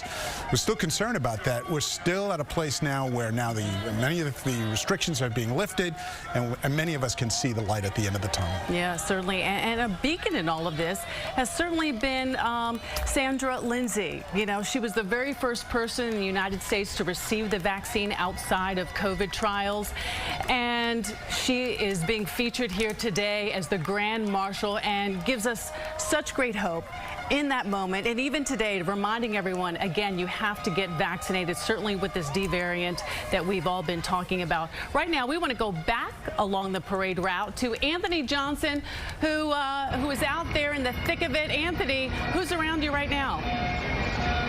Yeah, you know, a few minutes ago, while the parade was making its way towards City Hall, we had an opportunity to stop right here and talk to Sandra Lindsay. We're going to let you listen to that interview in just a few moments. This is where the parade sometimes comes to a little bit of a halt before they start to approach City Hall, but you can see that it's now continuing on. The folks out here giving them a rousing round of applause when these essential workers, they pass by here. Everybody giving them the big salute, of course, they deserve. You hear the bagpipes now in the background coming up Broadway once again right here at the corner of Fulton and Broadway, right in front of St. Paul's Chapel. You can hear the beautiful sounds in the background of the bagpipes and the drums as the sanitation folks make their way past here. Of course, they did a fantastic job coming to work every day during the pandemic. Like I said, we did get an opportunity to talk to Sandra Lindsay, the Grand Marshal of the parade, as she was stopped here for a few moments talking about this day and this big salute. How'd you feel, Sandra? Great. I'm so humbled and honored to be here today representing healthcare workers, representing Northwell Health. Thank you very, very much. And you know, being the first person to receive the shot with this speed, when you look at the numbers of what you started, what do you think? I feel so proud. Such progress have been made, and we need to just keep it going. Thank you, New York. And what do you think about this crowd today? Fantastic. For people to be out here beating the heat to celebrate us, I'm just so honored. Thank you. Thank you so much. All right. Have a great day. Enjoy. You too. All right, you can see, as a matter of fact, she was so happy to be out here today to see all these people lined up along the Canyon of Heroes, saluting all of the essential workers, healthcare workers. You can now see that we're waiting for another one of the floats to come by. Like I said, right at this spot here, it seems like things kind of slow down a little bit as they start to approach City Hall, but you can still see so much confetti on the ground. And, you know, surprisingly, there's been a good amount of confetti dropping. They have these trucks that actually shoot up the confetti, so that's what you see out here on the ground right in front of me on Broadway. We're waiting for another float. You can hear the crowd start to build in anticipation, of course, all the cheering as folks start to come by. It's a wonderful day out here. Of course, it is hot.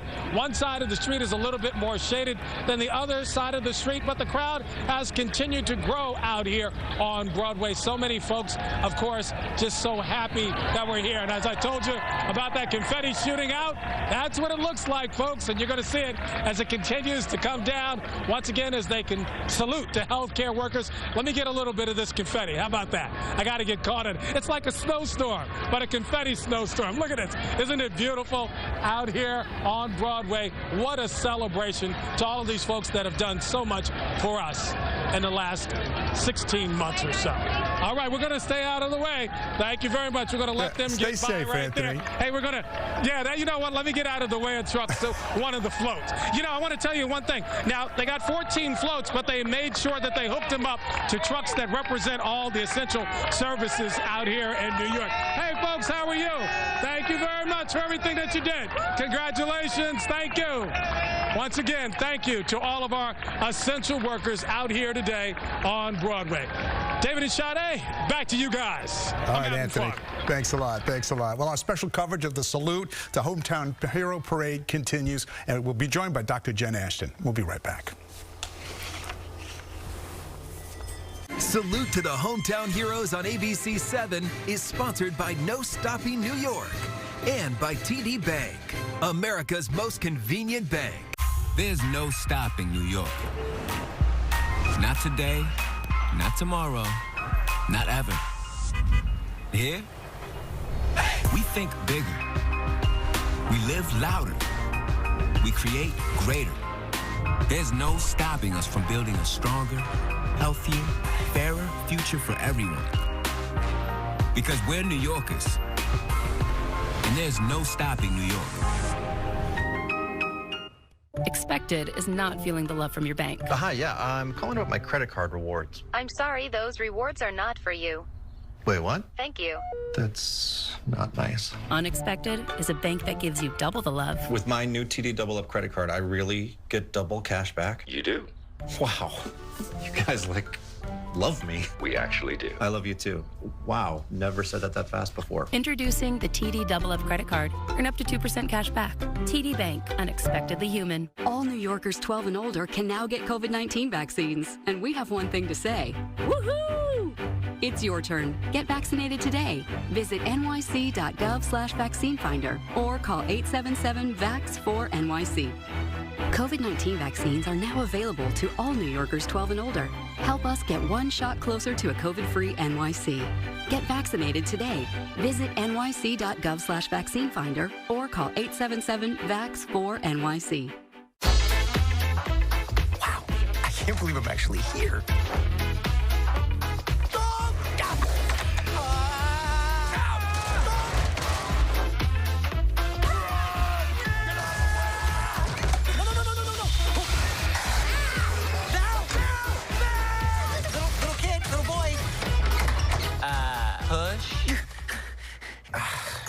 Sure know how to make an impression. Monsters at Work. Original series now streaming only on Disney+.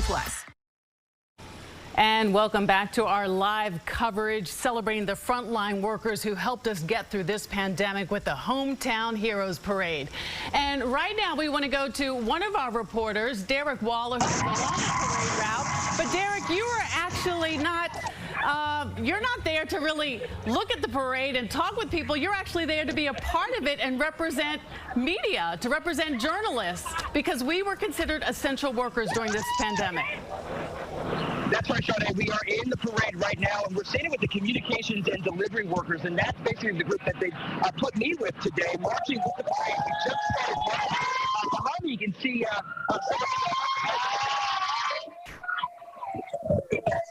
I'm actually holding an iPhone. We've got the Postal Service back here as well. We've got Amazon. These are all the guys that were basically making the economy keep moving through this pandemic. So when all the stores were closed, they were the ones making all these deliveries. We were making all those orders around Christmas and Hanukkah. They were at work making sure all this stuff got here on time. So yes, journalists are grouped in with this section, the communications and delivery section. I think we've got Amazon back here, and then behind them is actually some small business owners. I'm actually going to walk back here and leave my group for a second to show you who else is back here, because behind here we actually have the Let's Get a Great Big Apple Corps, so another marching band. But this is the beginning of the play. We're going to march around the corner up to the Heroes, and we'll see you guys in a little bit. Back to you guys. Having a few audio issues there, but thanks so much. Let's head over to City Hall. We got Mike Morrison with NYPD Commissioner Dermot Shea. Hey, Mike. David, thank you. Commissioner Shea here, applauding some of the fellow essential workers here. What's this been like for you as you make your way down the Canyon of Heroes with all of these fellow essential workers? Yeah, it's great to see everyone coming out here celebrating, looking forward. We have been through hell and back over the last year and a half, and today's a day to just recognize so many of the people in different agencies that got us and came to work every day and pulled us through. So just incredibly happy to have the opportunity to be here today to thank them. This comes as we know the pandemic is not officially over. This Delta variant still lingering around certain parts of the world. And this city's also dealing with other challenges, economic challenges, crime issues. How do you pivot from a celebration like this, but still reminding not only NYPD, but citizens that we have a lot of work to do as well? Well, that's the reality of the world, but you need to be able to balance different balls in the air at the same time. You have to be able to, as you said, pivot quickly. Whether it's crime, whether it's economics, we still have the health thing. There's one thing I'm sure of. New York City is resilient, and there is nothing like New Yorkers. So we will pull together, and that's the key, just pulling together and pushing forward and getting to where we want to go. Today's just the start of better times ahead. Over the last year and a half, what did you learn, not only about yourself, but your department? Longer interview one day. Maybe we'll have that interview, but today's about celebrating. And then finally, I couldn't leave you or let you go without asking you about now Democratic presumptive nominee Eric Adams. Have you talked to when is the last time you talked to Eric Adams, and what is Not in a while. I've spoken to him many times over the years. Healthy respect for him. We'll see what the future brings. Commissioner, thank you. Thank you. There he goes. Thank you all. He did say, by the way, he's wearing the full suit, but rode most of the 1.4 miles. He wanted to make that clear because it is a hot day out here. But the commissioner, some of the people making their way across what is sort of the finish line of this parade and what would have been a bigger celebration here at City Hall, but because of the heat, they've kind of pulled that back. So once this area of the parade hits, then people disperse, and you can see, I'd say maybe 2-3 people deep in certain spots at the conclusion of the parade. But for now, we'll send it back into the studio and Sade and David. Okay, they still have a good showing out there. Okay, Mike, no question. Thanks so much. And joining us now from our newsroom, ABC Chief Medical Correspondent, Dr. Jen Ashton. Jen, thanks so much for being here today. Jen, you know, we've been talking about vaccination. We certainly saw the Grand Marshal and just the importance of getting vaccinated. Tell us about where we stand right now in the city in terms of vaccination rates. Well, Sade, first of all, it's so exciting to be here to honor all the essential workers. And obviously, you know, I looked at the last year and a half through the medical filter, medical lens, you know, of being a doctor and working at a hospital throughout this pandemic, as well as here in the media. And so, you know, two different types of essential workers. But I think, you know, where we are now, if you take the vital sign, if you will, of New York State and the tri-state area, New York City, we're doing really well. And we heard this week definitely a milestone to celebrate. New York had zero COVID, New Jersey had zero COVID-related deaths in the last 2 days, which is really something to celebrate. And we need to be clear that is a direct result of our aggressive vaccination and immunization campaign here, and the fact that we have a significant portion of our population starting as young as 12 years of age with at least one dose of this vaccine. So now, as we're 7 months in, we're really seeing what we call real-world data, the vaccination metrics, if you will, the impact of these vaccines, both here locally and across the tri-state area, not just reducing infection, but reducing hospitalizations, keeping people home who may get a breakthrough case, and most importantly, saving lives. So I think it really speaks to the not only the efficacy of these vaccines, but the safety as well. You know, to use the police commissioner's own words, we have been through hell and back. And Jen, honestly, you have been there with us the entire time, helping us understand this virus and what it means to fight it. It's still frightening and concerning, I think, to some to hear words like this, that half of the new U.S. COVID-19 cases are now tied to this Delta variant. How concerned should we be about this?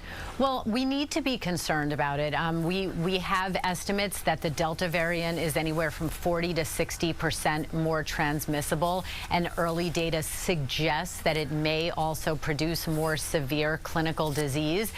You know, good news is right now these vaccines are still having an impact against this variant, but we heard data out of Israel showing that, you know, the Pfizer vaccine, at least, which is used there in that country, somewhat less effective against the Delta variant in keeping people uninfected, but still 93% effective in preventing hospitalizations and deaths. And I want to be clear, right now, there's still reason to get vaccinated because these vaccines are performing well against the Delta variant, but that may not always be the case. If we have a variant emerge that is able to escape the vaccine vaccine or fly under the radar of the immune response that these vaccines generate, then we are in trouble if we have a significant portion of either the state, the city, the country, or the world who's not vaccinated. So that's why it's always been a race between the vaccine and these new variants. As long as this virus is circulating anywhere in the world, variants will emerge. And David, you know, you mentioned the last year and a half. It's been incredible to think what we've all been through, but I want to just take advantage of this opportunity to give a shout out to my hospital, Englewood Hospital and Medical Center in New Jersey, where I'm on staff. Every single person from top down, bottom up, working in that hospital. I saw the incredible and heroic work that they did in the setting of the pandemic. And also, you guys know my whole family is in the medical profession. My mom's a retired registered nurse, but my brother is chief of reconstructive plastic surgery at Montefiore in the Bronx. He was infected with COVID while taking care of patients early on in the spring of 2020. Thank goodness he recovered. He lost a very close and world-renowned colleague to COVID, and I know he feels as proud as I do for everyone who works at Montefiore Medical Center. So any hospital, any medical center, but just because it's in my family, just want to recognize our friends and colleagues at Englewood Hospital and Montefiore Medical Center. Yeah, and Jen, we also want to thank you because you helped us navigate through this pandemic, telling us what we needed to look out for, how to keep ourselves safe. Certainly if you had to go to the grocery store, anything about this pandemic, you were there to help guide us through. So Jen, we thank you, and we're going to actually check back in with you a little bit later. But right now, we want to go to Stacey Sager. And Stacey, I know the last time that we checked in with you, you were actually with Eric Adams, who just won the Democratic primary, winning by a razor-thin majority, by actually 1%. And we know that former Sanitation Commissioner Catherine Garcia conceded this morning, just saying, you know, thank you, and we're certainly thankful for all of the voters who came out to support her. Absolutely, and Eric Adams was crisscrossing this parade route, you know, thanking supporters. We did ask him, you know, what about all the union workers who didn't show up at this parade? There were many, like EMS, the fire department EMS. They have been working without a contract. They want more pay. We see the TWU up here. They want hazard pay, and we're seeing a lot of that. As you know, events like this can become very politicized. We're talking about essential workers who've worked harder than anyone for the past year and a half, and a lot of them feel that truly, in order to be recognized, they need to be paid for it. So we're seeing a lot of that. We're also seeing a lot of different groups out here, everyone from day laborers to domestic workers out here. Lots of groups represented, many people. We're seeing the confetti out here, and a short time ago, you know, we were kind of curious about how fast the cleanup goes. For those who've covered ticker tape parades before, they really know what a well-oiled machine it is. But we were talking to the Sanitation Commissioner just a short time ago. Here's what he had to say. I have to ask this question because, I mean, doesn't this whole thing just create even more work for your essential workers at the end of it? How do you go about handling that? I've never been happy to clean anything up. What a great day. It's great to be recognized. It's great for all the essential workers to be recognized. This is what we do. 135 years since the first ticker tape parade. We've been cleaning them all up. We'll get this one done too. How much confetti do you expect to mop up at the end of this? Thankfully, the world has moved on with confetti to a degree, so we have a nice enough, just enough a party. We call this a party amount. Typically, at the end of a ticker tape parade, last couple of averages have been somewhere in the neighborhood of 25 tons. We're taking the under on that, just because this is about getting together. Oh, here we go. Perfect timing. Are the crews at the ready, the ladies and gentlemen? We're ready for everything. They'll be coming right through with the sweep. Absolutely. As the parade breaks down, we'll be right behind them. Thank you.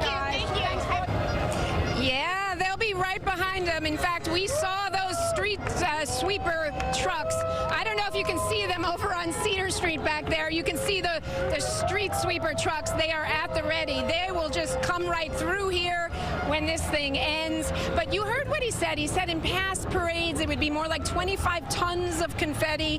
That would be more along the lines of the U.S. women's soccer team, that sort of thing. Here, not quite as much. Enough to make a little bit of a mess, though, that's for sure. You can see the ground. Take a look here. You can see it's all, strewn all over Broadway, and they're going to be on that. They're going to be on that right away. What group are you guys with? Port Authority. Port Authority. You feel proud today? What Very kind of reception proud. are you getting? Oh, no, none. People cheering you on? Well, we were very proud of it, too. Thank you very much. Okay, thank you. Just another taste. You got Port Authority. You got so many different categories of essential workers, everyone being recognized by the crowd. We're going to throw it back to you in the studio. All right, Stacey, thanks a lot. Well, let's get back to ABC Chief Medical Correspondent Dr. Jen Ashton. And Jen, let's take a look back for a moment and how we got to this place. It was back on March 1st of 2020 when the governor announced the first case in our area. Then comes March 14th of 2020 and the first reported New York City death. Then New Rochelle case reported on 3/2. And then, of course, we had the containment zone in New Rochelle. As a physician, as you watch this slowly and frighteningly grow in the New York City and throughout the country, what was going through your mind?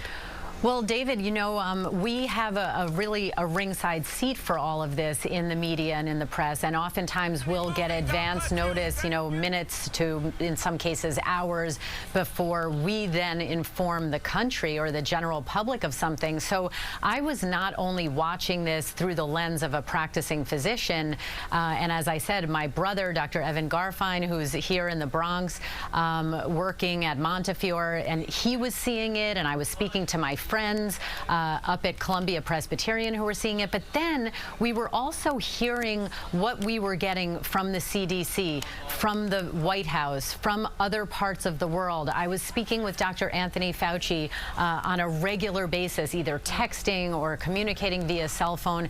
And as I was watching this unfold, the only thing that could go through my mind is, this is surreal. This is the biggest medical story of the century, and we've never lived through anything like this before. As we learned day by day from this virus and from our response to this virus, I constantly was reminded of what we do in medicine and science and public health on a regular basis, which is we make observations, we record what we're noticing, and then even in real time, as we continue to deal with an evolving situation, we kind of go back and say, all right, is there a historic precedent here? What have we learned in the past that can help inform our response today or our preparation in the future? And you guys know I'm really a glasses half full type of person. I think there were so many lessons learned from this pandemic, locally, regionally, nationally, and globally.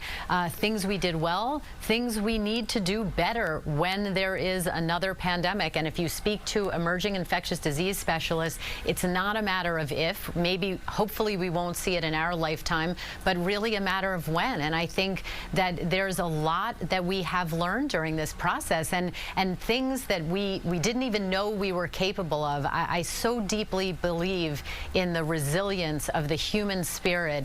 We see that all the time in medicine, and we saw it with our neighbors, we saw it with our colleagues, with our friends and our families. And people spend a lot of time focusing on doctors and nurses in healthcare, but any doctor or nurse who has ever one day worked in a hospital knows they are only part of that team. It is literally such a vast team that most people never see. And then you go on to all the other essential workers. All we have to do is think about what we've done in the last year and a half and think, well, could we have continued without our mail being delivered, without our groceries being delivered, without our electricity being on, without our media and press telling us what was unfolding? And the answer is no. So I literally have chills, watching this parade and celebrating all of the people who have dedicated their lives to public service. It's incredibly emotional when I think back as to what we've all experienced. Such a great perspective, Jen. Thank you so much. You know, you think about before this, I think the 1918 flu pandemic was our only reference point, and now we're rewriting the books when it comes to pandemics.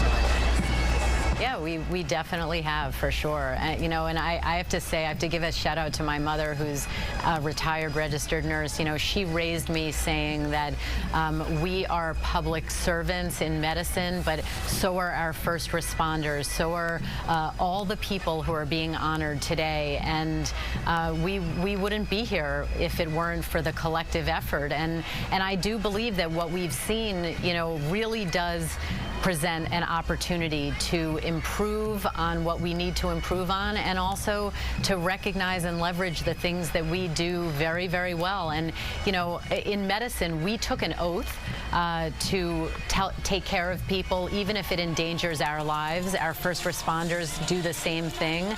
But we really saw that put to the test in the setting of this pandemic. So absolutely, tri-state area strong, you know, I think should be our new motto going forward. Absolutely. We're lucky that you have an overachieving family, by the way. Just slightly. Thank you, All right, Jen, thanks so much. Well, we want to go back out into the parade route with Nina Pineda, who is on the MTA float, and you are still on car number 1273. It is like the party bus, the party train. I mean, you know what? And do they not deserve it? He came to work every day, kept the city moving. The vintage train car, look, it's got wood sides, it has rattan seats, and to see the people just getting so excited to see this 118-year-old car make its way up the Canyon of Heroes is really, as the guest was just saying, it brings tears to your eyes, because the gratitude that we are feeling from the people out here. And I'm joined now by Sarah Feinberg, president of the New York City Transit Authority. You were appointed the month before the pandemic shut this city down. I mean, talk about a learning curve for your profession. Yeah, I mean, I don't think anybody could have imagined what we went through, but it's just so... I know. Sorry. It's emotional. It is. It really is. I mean, you were in charge of all of the people on this bus, the bus drivers, the subway operators, keeping them safe. We need a tissue for Sarah Feinberg, the president here, and keeping them safe and keeping their families safe. And that's a big weight. It's just wonderful to see the city come out and thank our workforce. It's just really touching. And I know that the pandemic was hard. The COVID virus hit the essentials workers hard. 167 people lost their lives with the organization. That's right. We think of them every single day. You know, we were the first agency in the country to launch a memorial to the men and women that we lost. I am so proud of us for doing that. So proud of the team that put that together. It's so wonderful to see the city come out and thank our men and women of transit. It just means the world to me, obviously. Obviously it does, and it is an emotional time, because the train operators we talked to, the bus drivers, they said they felt a need to keep the city moving, and when they were rolling around the city and it was desolate, it was heartbreaking to them. They're from the Bronx, they're from Brooklyn, they're from Queens.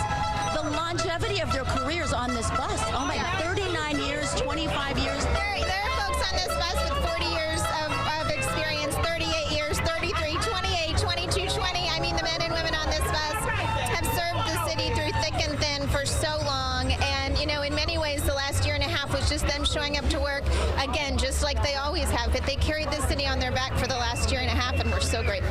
Very well put. Carried the city on their back. If you think about, you know, the famous lyrics by the Frank Sinatra song, waking up in a city that never sleeps. Yeah. The city is not sleeping because the people on this vintage car made sure it kept running, and it's truly heroes transporting heroes. Thank you so much, Sarah Feinberg, for your interview, and obviously your, you know, how you feel about the employees that you're in charge from. Yes. And congratulations to all of you. Being saluted along the Canyon of Heroes. Folks, we are almost to City Hall. I'm going to give you a bird's eye view of what it's like to see the folks outside. There is a lot of confetti on the street. We're making our way up to City Hall.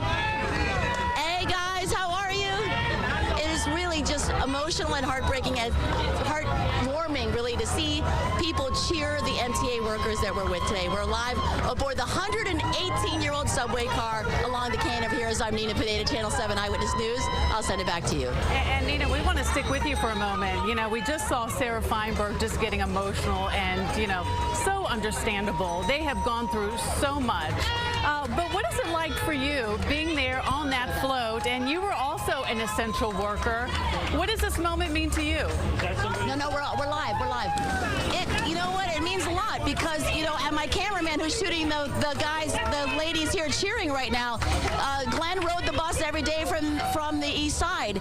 And, we went to work every day to show things that were happening, to right some wrongs, that people were gouging for masks and trying to charge so much for hand sanitizer. I mean, we wanted to be on the forefront telling the stories as well. And when you think about, this is a float for the MTA workers, but we're in such a metropolitan area. We're honoring the MTA workers, but also all the other transit authority workers from all the other cities and towns, New Jersey Transit and Connecticut, that got the people here to New York City, so these folks can get people to their offices.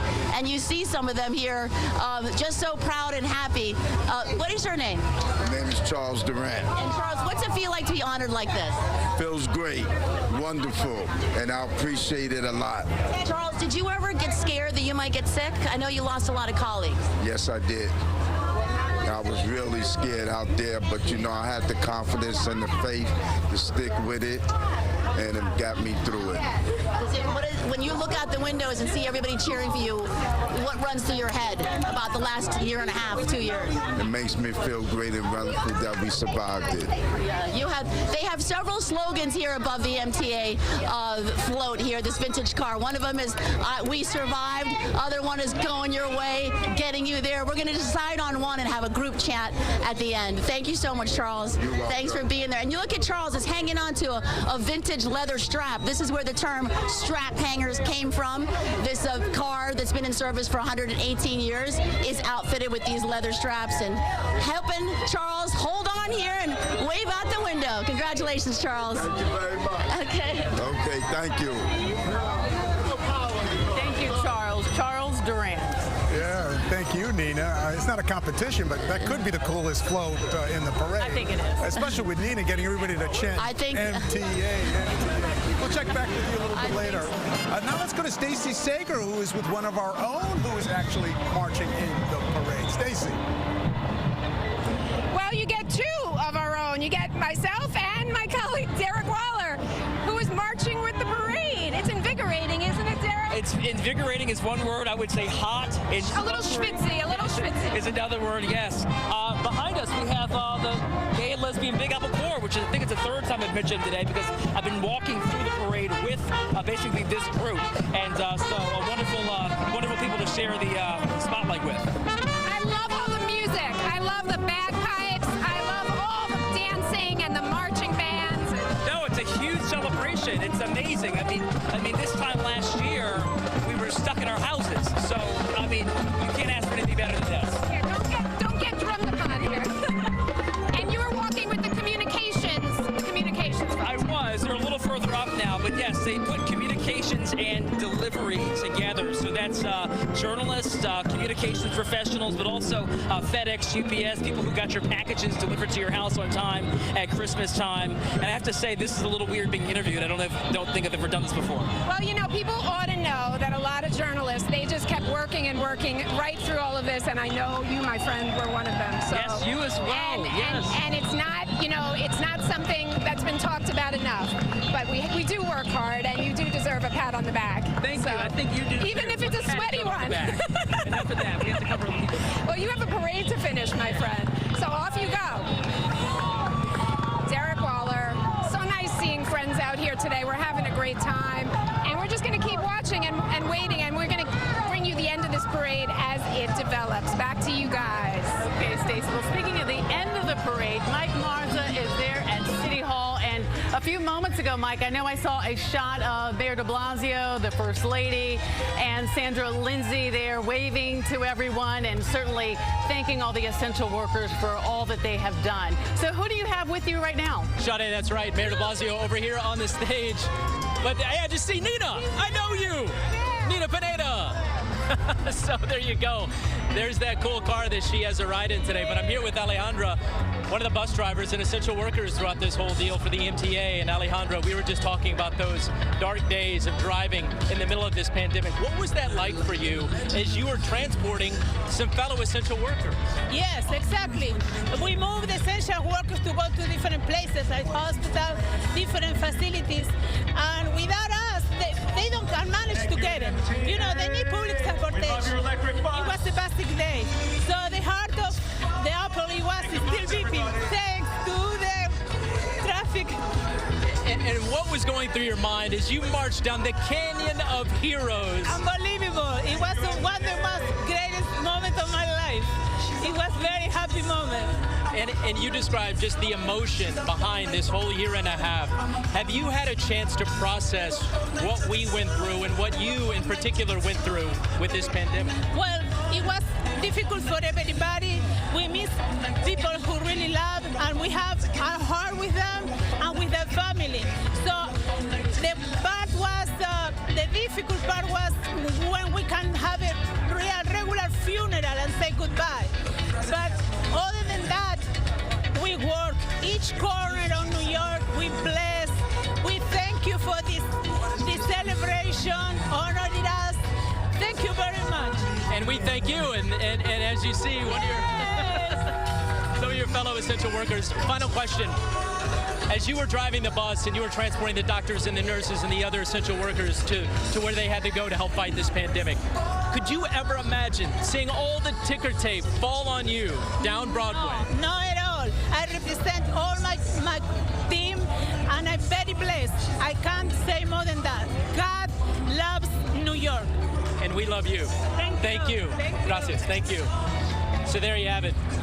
Alejandro, one of the essential workers, helping transport other essential workers throughout this whole thing. And as somebody who was on the street reporting during the heart of the pandemic, there were those days where there was nobody out here. These streets that you see right now, photojournalist Brian White out here behind the lens, all of these people lined up, many without masks now because of the vaccines and because of the progress we've made. But in those dark days and those dark nights where we're all here watching these streets empty out, and to see this today is pretty remarkable when you think about how far we've come with the ability of the vaccine and the fact that New York has stepped up, mindful that more work needs to be done.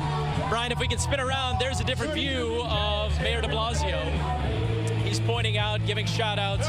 He's joined by Nurse Sandra Lindsay, the Grand Marshal of today's big parade.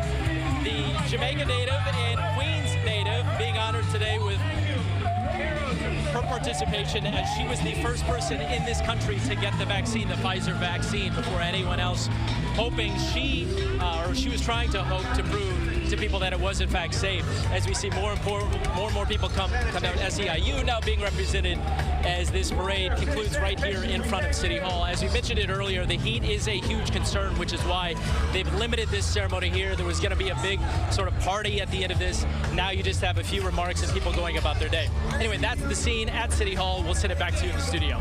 All right, Mike, thanks a lot. And as Mike just mentioned, they had to curtail the ceremony at the end because of concerns over the heat. So let's go to Jeff right now and find out a little bit more about that weather. Yeah, and of course, sizzling out there, right, Jeff? Very warm out there right now. And at least in the Canyon of Heroes, you're surrounded by a lot of tall buildings. So you have an opportunity to find some shade out there if you can. And that's the only relief you get. It's 87 right now with really high humidity and a calm wind.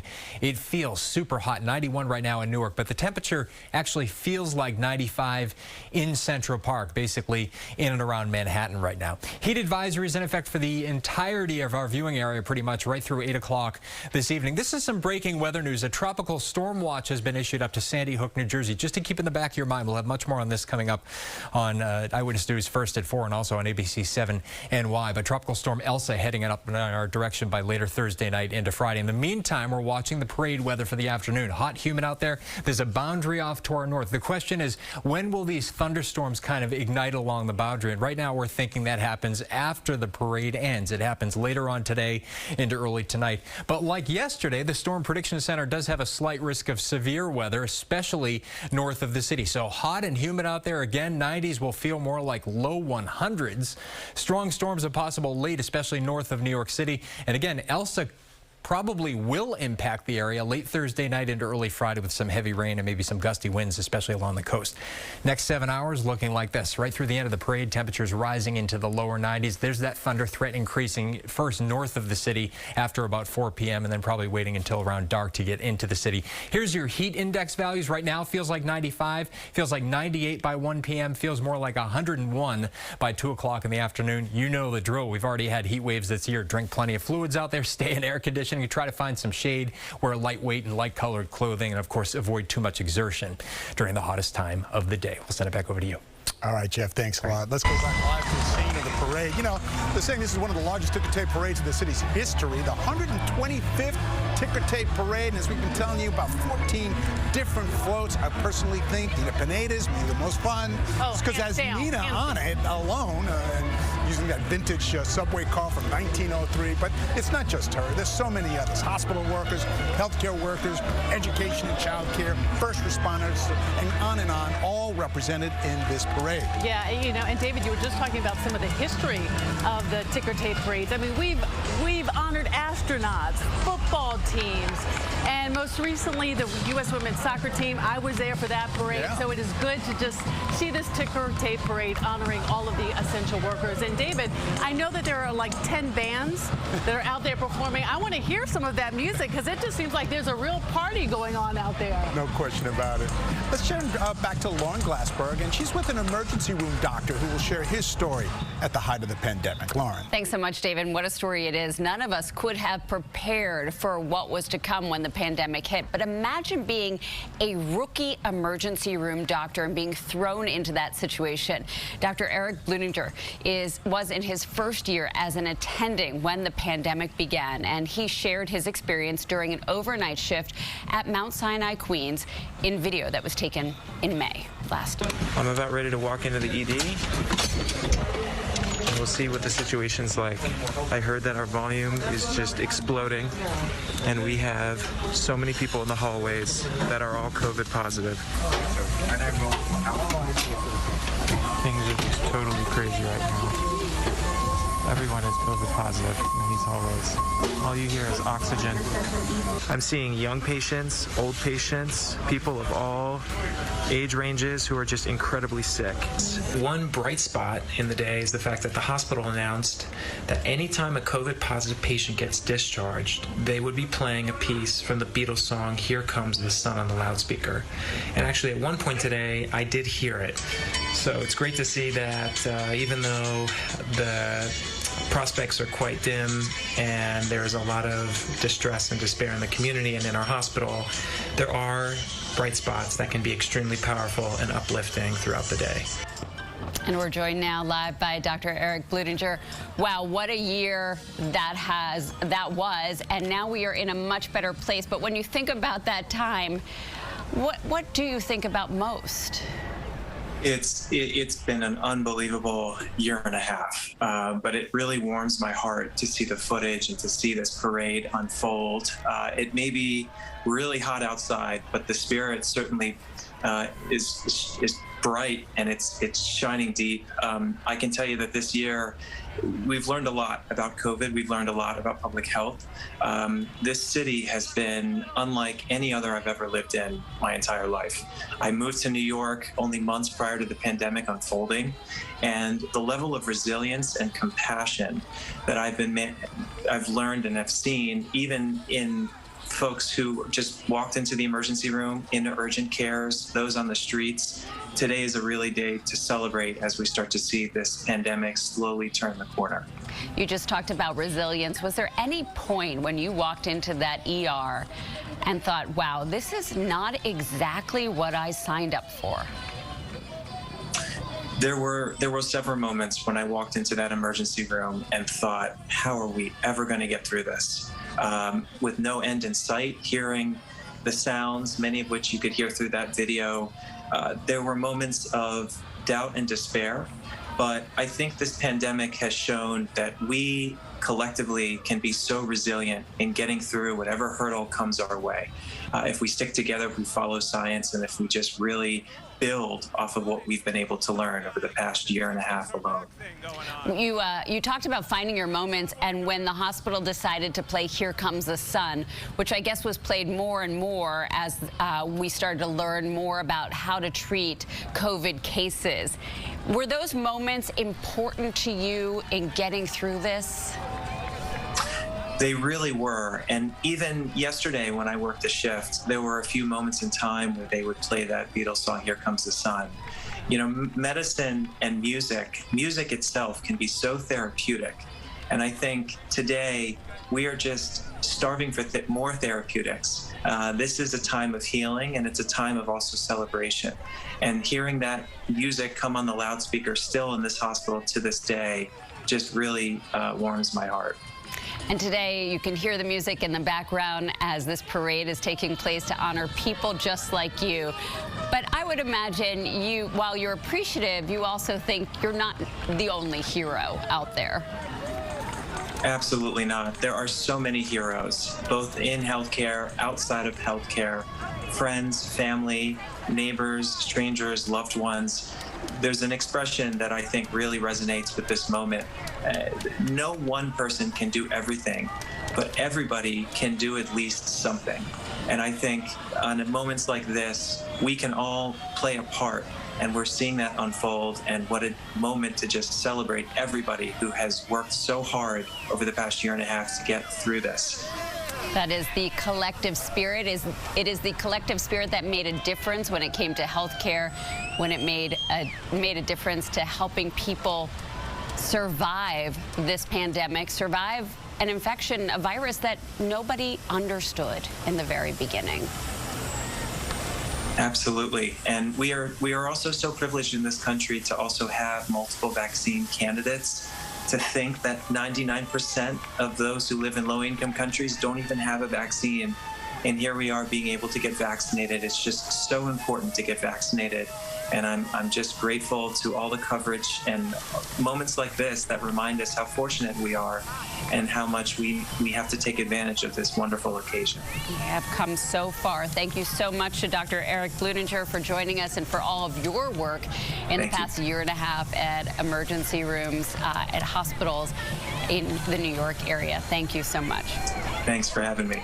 Sade and David. Okay, Lauren, thank you. And it really is remarkable to see how far we've come. Really? We are on the other side of this pandemic. And, you know, we just heard Lauren talk about just some of those dark days, those dark moments.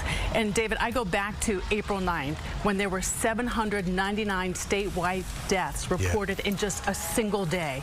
There were more than 18,000 hospitalizations statewide on April 12th. So we have come so far, and to now look out at this parade and just seeing the smiles and the gratitude. It definitely was a dark time, but New Yorkers from every corner of the city answered the call when this health crisis hit. Well, right now, we want to go to Eyewitness News reporter Stacey Sager, who is along the parade route, and it looks like most of the parade passed by where you are now. We can see the confetti littering the streets. Sanitation. We're just going to walk this way because we have a giant street sweeper coming up right behind Joe and Brett, our photographers here. You're going to see it. I mean, these ladies and gentlemen have been waiting for this. They've been on standby since early this morning when we even got here. It is no small job, and you know, you probably heard the sanitation commissioner earlier talking about how usually they get 25 tons of confetti.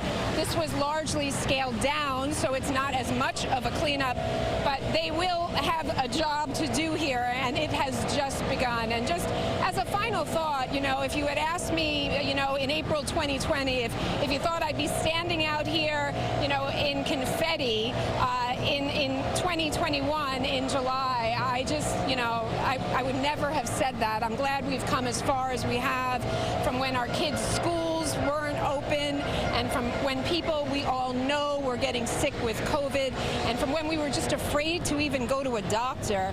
So this has been an emotional journey, and it's one that will no doubt continue. We do, still have challenges ahead, obviously, but seeing these workers out here, everyone from UPS to Verizon to building workers to nurses and those doctors who saved so many lives, it really is rewarding for them to feel appreciated. And, there's a lot of meaning in just the words, thank you. So I could feel it in what they were telling us. I could see it in their faces, and the energy was just amazing out here today. So those are the final thoughts that I would leave you with from Lower Manhattan. I'm Stacey Sager reporting live. Back to you.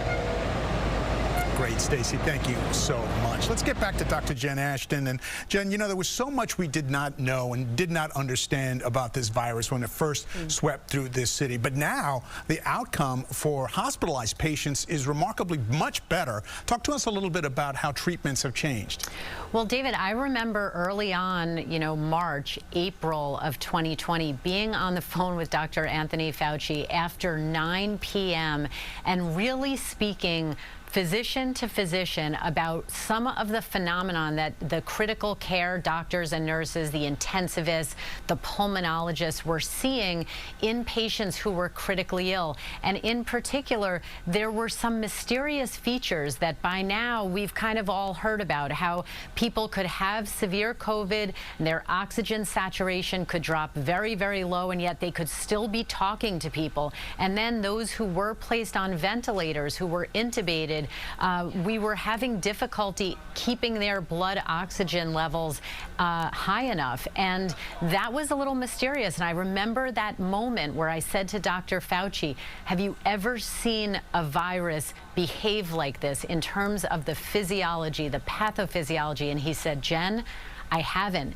And as we just heard with that emergency room physician, and we saw this played out in various specialties, cardiology, pulmonology, critical care, infectious diseases, pediatrics, obstetrics, we had various specialties learn and get up to speed so quickly, David, because we were seeing something behave in a way that we had never seen before clinically. And as you know, you've said it, Sade has said it, we've all said it here on the air, but we said it in the hospitals as well. It is so important, that intellectual honesty, that integrity to say with an open mind and humility, this is what we know, this is what we think we know, this is what we don't know. And I know that that frustrates a lot of people at times, but in medicine and clinical practice, that enabled us to really learn quickly and save lives because, to be clear,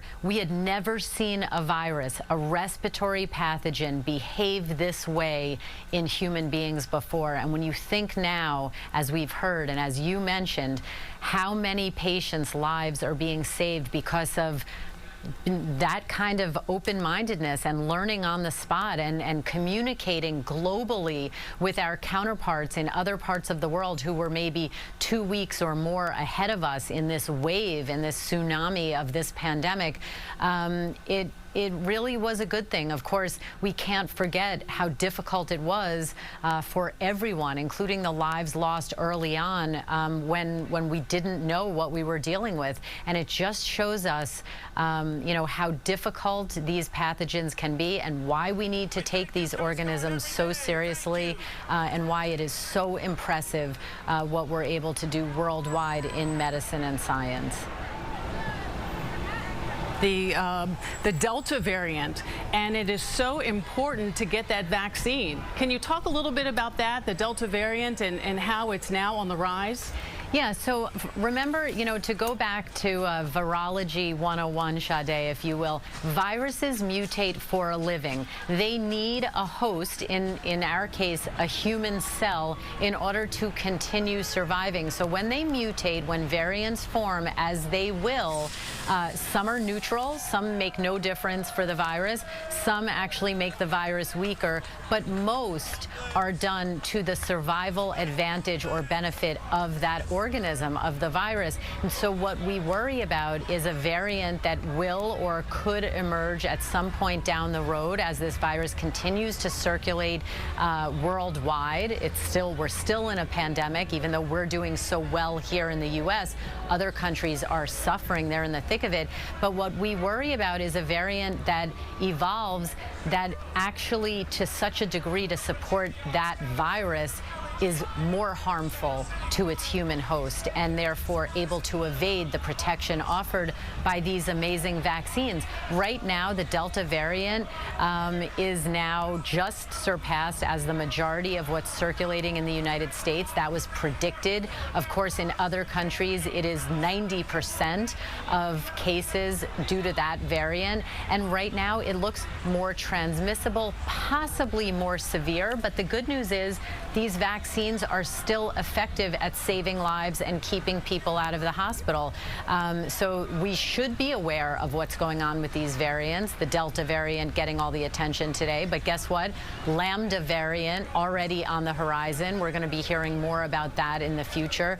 One that originated in Peru again, and we're going to be following it to see how do the vaccines stack up against these new and emerging variants. And that's why at the end of the day, it's not just about me, it's about we. We all have to get vaccinated so we can prevent this virus from spreading, not just here in the tri-state area, but worldwide. The rollout of the vaccine just came remarkably fast. And I have to say the scientists who made that happen are some of the unseen heroes in all of this, aren't they? Well, David, it's not just the scientists. You know, there were so many steps. There was manufacturing, there was development, there was production, distribution, and then let's not forget about administration. So there were truck drivers who shipped those vaccines all over the country. The military was involved. People who were involved that, you know, were not the person who put that needle into your arm or the person in the lab who sequenced the virus and helped to make these new vaccines. But they certainly, the mRNA technology has outperformed expectations. It is a true testament to what the public and private sectors can do when they work together and when there's global collaboration as well as incentive to get something done quickly.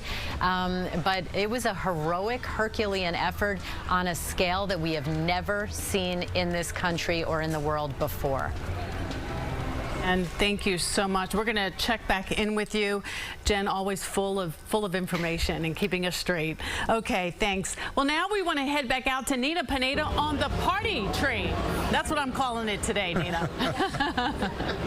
Definitely the party car. And this vintage car in service, 118 years old. Imagine, this saw the last pandemic. Was it the Spanish flu in 1918? Conchetta knows everything about this truck, this train from 1903. Yeah, you're right. You're in a 1903-1904 BU. That stands for Brooklyn Union Car. It's the oldest train in the museum's fleet. It's 118 years old and was in service here in New York for 66 years. And so 2 world wars, I imagine. That's right. Right? And Dimitri, you are executive vice president of Subways. What was it like to look out the windows and seeing so many people on the street screaming their gratitude for MTA workers? You know, just amazing. I don't think there's any other word to describe it. The folks on the train, I think for transit at large, to see the appreciation by our customers, our riders, it's just, you know, leaves you speechless. Okay, we're gonna go to the speechless is right, and I'm gonna take Glenn back to the back of the train here. We're actually just past City Hall, so they stopped the parade for us so we could finish our live shot for you. But here we go. I just want to end this with an essential worker, Wendy McDonald, was looking out the window, and she told me, with tears in her eyes, looking at the crowd, this made it all worth it. Coming to work every day made it all worth it to be honored along with astronauts and athletes and politicians that made this country great. For her to be an essential worker, an MTA worker, it made it all worth it for her. And so for all of those essential workers, here we go from the party train. All aboard. And you can bet the MTA workers will keep this city going just like this car did for the last 118 years for another 100 years, we hope. We are live aboard the vintage float for the MTA along the parade route. Nina Pineda, Channel 7 Eyewitness News. Back to you guys. Thanks, Nina. I love it. No question, you know where Nina is on that parade route. Appreciate it, Nina. We'll check with you later. Now let's go back out to Mike Mars, who has that City Hall. Mike? Yes, so David, it finally just ended right here as the final float and the final marchers walk past City Hall. This is where they were going to have a much larger celebration that was set to begin right now, but because of the heat, and let me tell you, it is pretty intense. It is not going to happen. So this is the conclusion of today's events, and you know, this is some of what's left over here. I mean, the first ticker tape parade here in 2 years. The last time was honoring the Women's World Cup victory. Now it is the fight in the global pandemic and the essential workers. Some 260 organizations represented with 14 different floats and other vehicles marching down the Canyon of Heroes, saying thank you for all that they have done. These people lining the route were doing just that as we continued throughout the morning and stretched into the very hot afternoon. I also just spoke to a woman who said, let's not forget about the economic crisis, because as the health effects were so vivid throughout this whole pandemic, it is now really the economic crisis that she is a part of. She owns a small business in downtown Brooklyn, and she said she applauds the vaccines and the health workers and the MTA workers and all of these people that were being honored today. But she said now it's also time to support your local businesses to try to help them get back off their feet. But as things wind down here, it was an incredible sight to think about where we came from in April of 2020 to where we are right now in July of 2021. President Biden, just a few months ago, he was hoping that July 4th would mark the independence from COVID, but as we've been highlighting throughout this special, the pandemic still rages in other parts of the world, and while great progress has been made here in New York, there are still concerns, especially in the back of a lot of people's minds who saw those dark days, saying we need to hammer home the importance of getting the vaccine.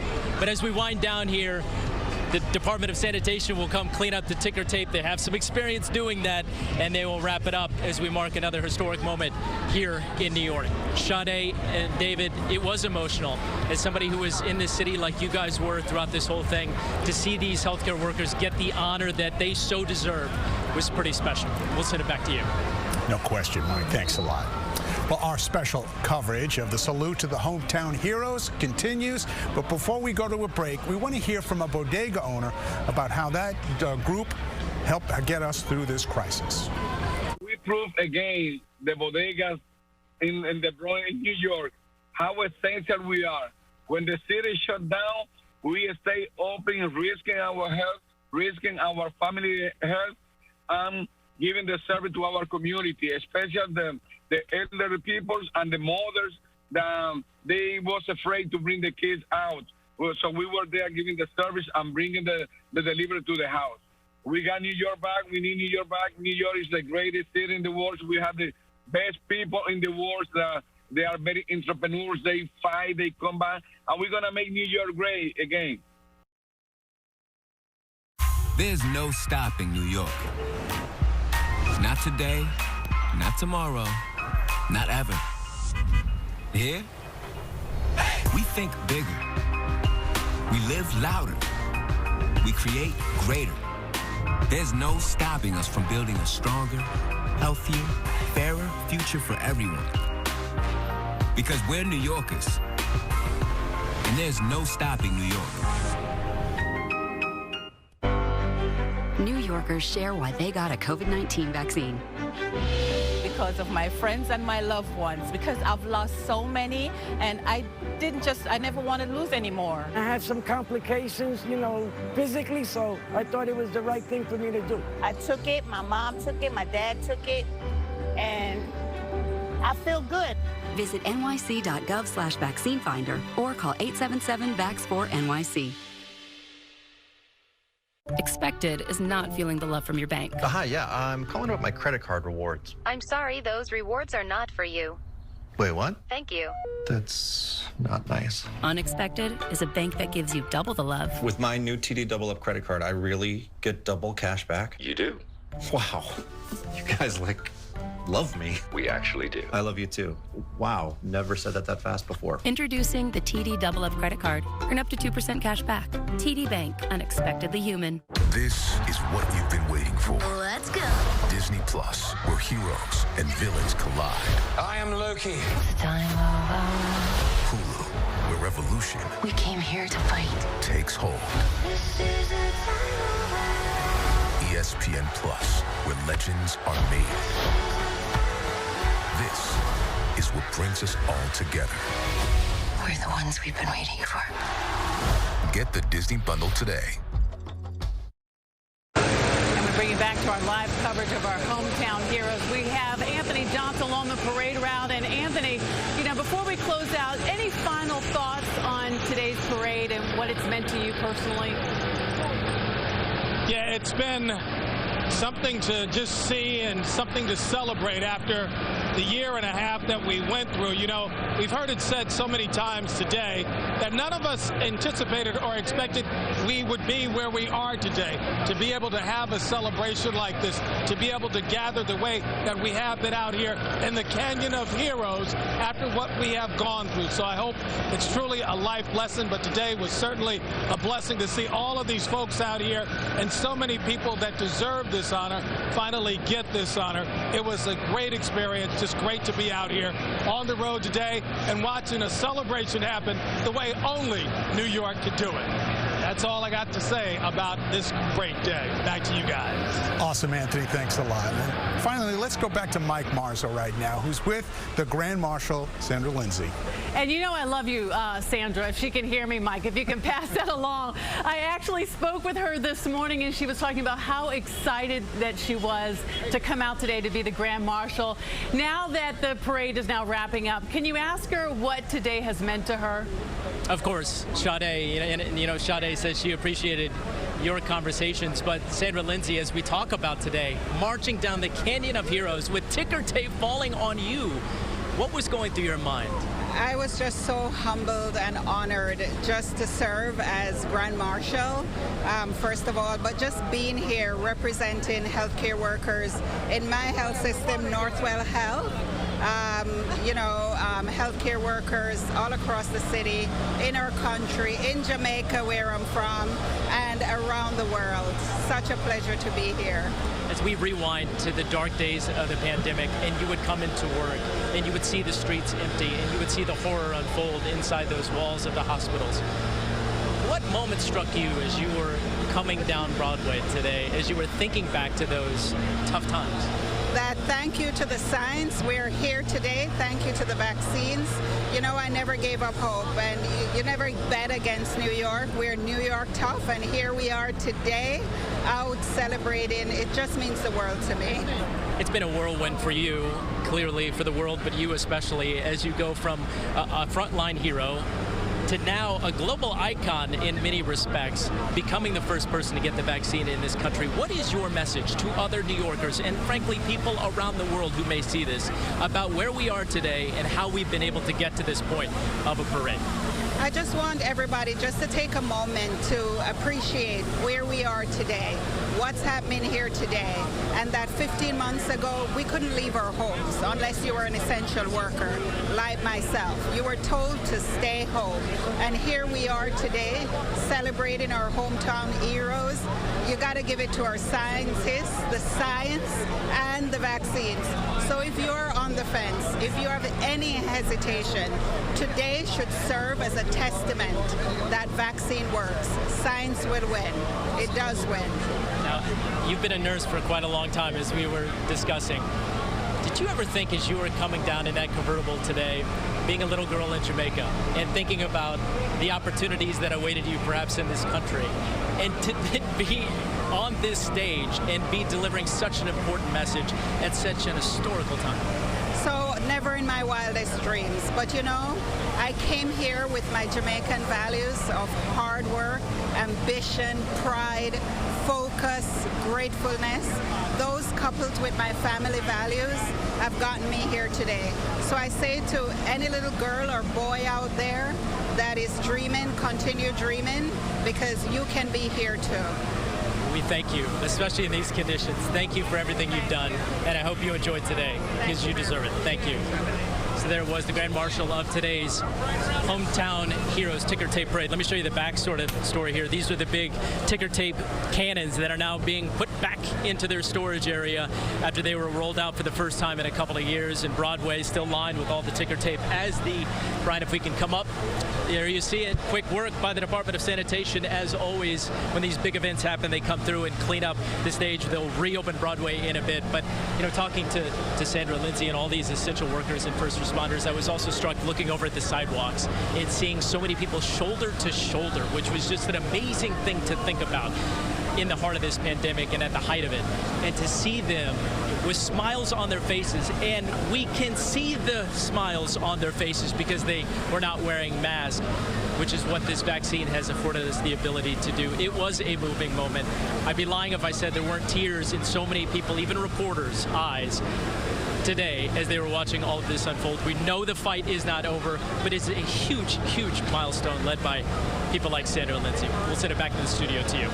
No question, Mike. You know, City has held parades for baseball players, football players, soccer players, but today it is about our hometown heroes like Sandra Lindsay.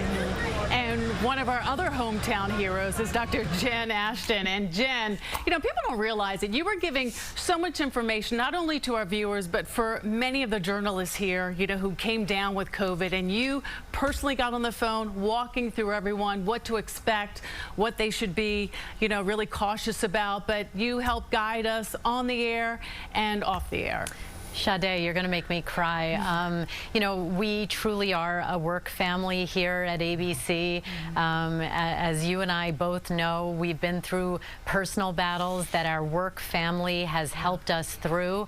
And similarly, you know, the tri-state area, we really did lean on each other over the last year and a half. And whether it's COVID or anyone dealing with a personal, physical, or mental health crisis right now, or financial or economic or professional, you know, we've heard it throughout this celebration that our resilience is everything. And, you know, New York City gets a lot of the attention, but again, New Jersey, Connecticut, the entire tri-state area, we have people that we see and work and live with every single day that have really demonstrated that. And I am really, really proud of how we've all gotten through this, you know, facing fear with facts and even amidst a position and a situation of seemingly never-ending uncertainty, we proceeded with the evidence, as we've heard, the scientific evidence, the epidemiology, and we let that guide us. And I hope that anyone watching today and anyone listening will take a moment just to think back on what we've all been through and recognize that sometimes it takes a health crisis, either personal or global, to remind us just how strong we are. And I think we all experience that. And thank you guys so much for your kind words. You know, I would do anything for our viewers. I would do anything for our ABC family. And I know that's reciprocated. You guys have been amazing as well. And I'm just proud of all of us that we get to experience this moment together. Yeah, this virus touched virtually all of us in one way or another. Jen Ashton, thank you so much. We love you, Jen. Absolutely. It's mutual.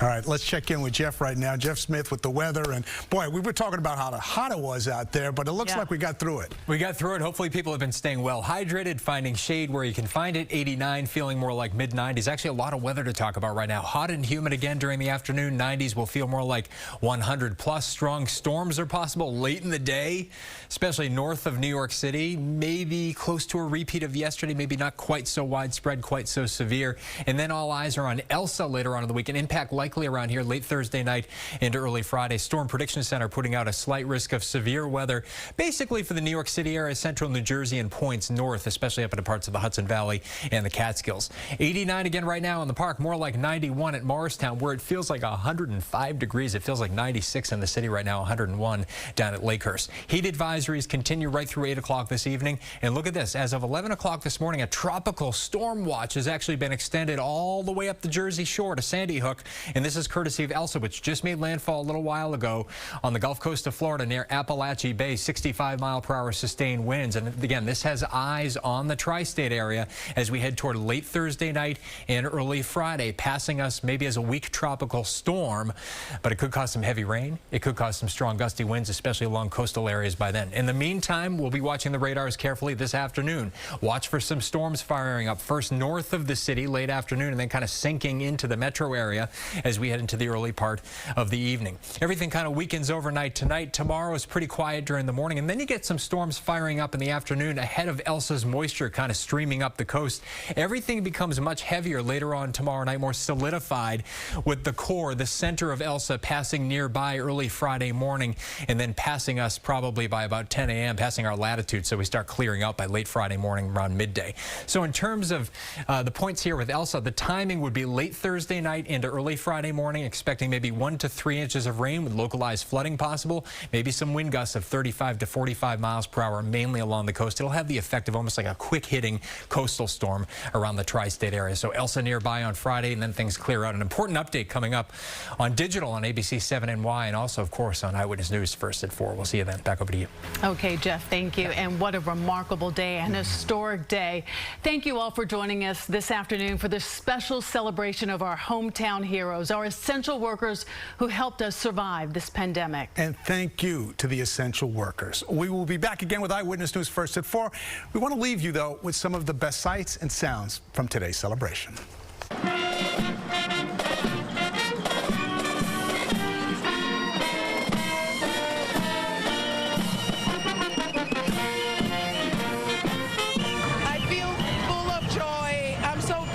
Each one of the humans that are marching here today.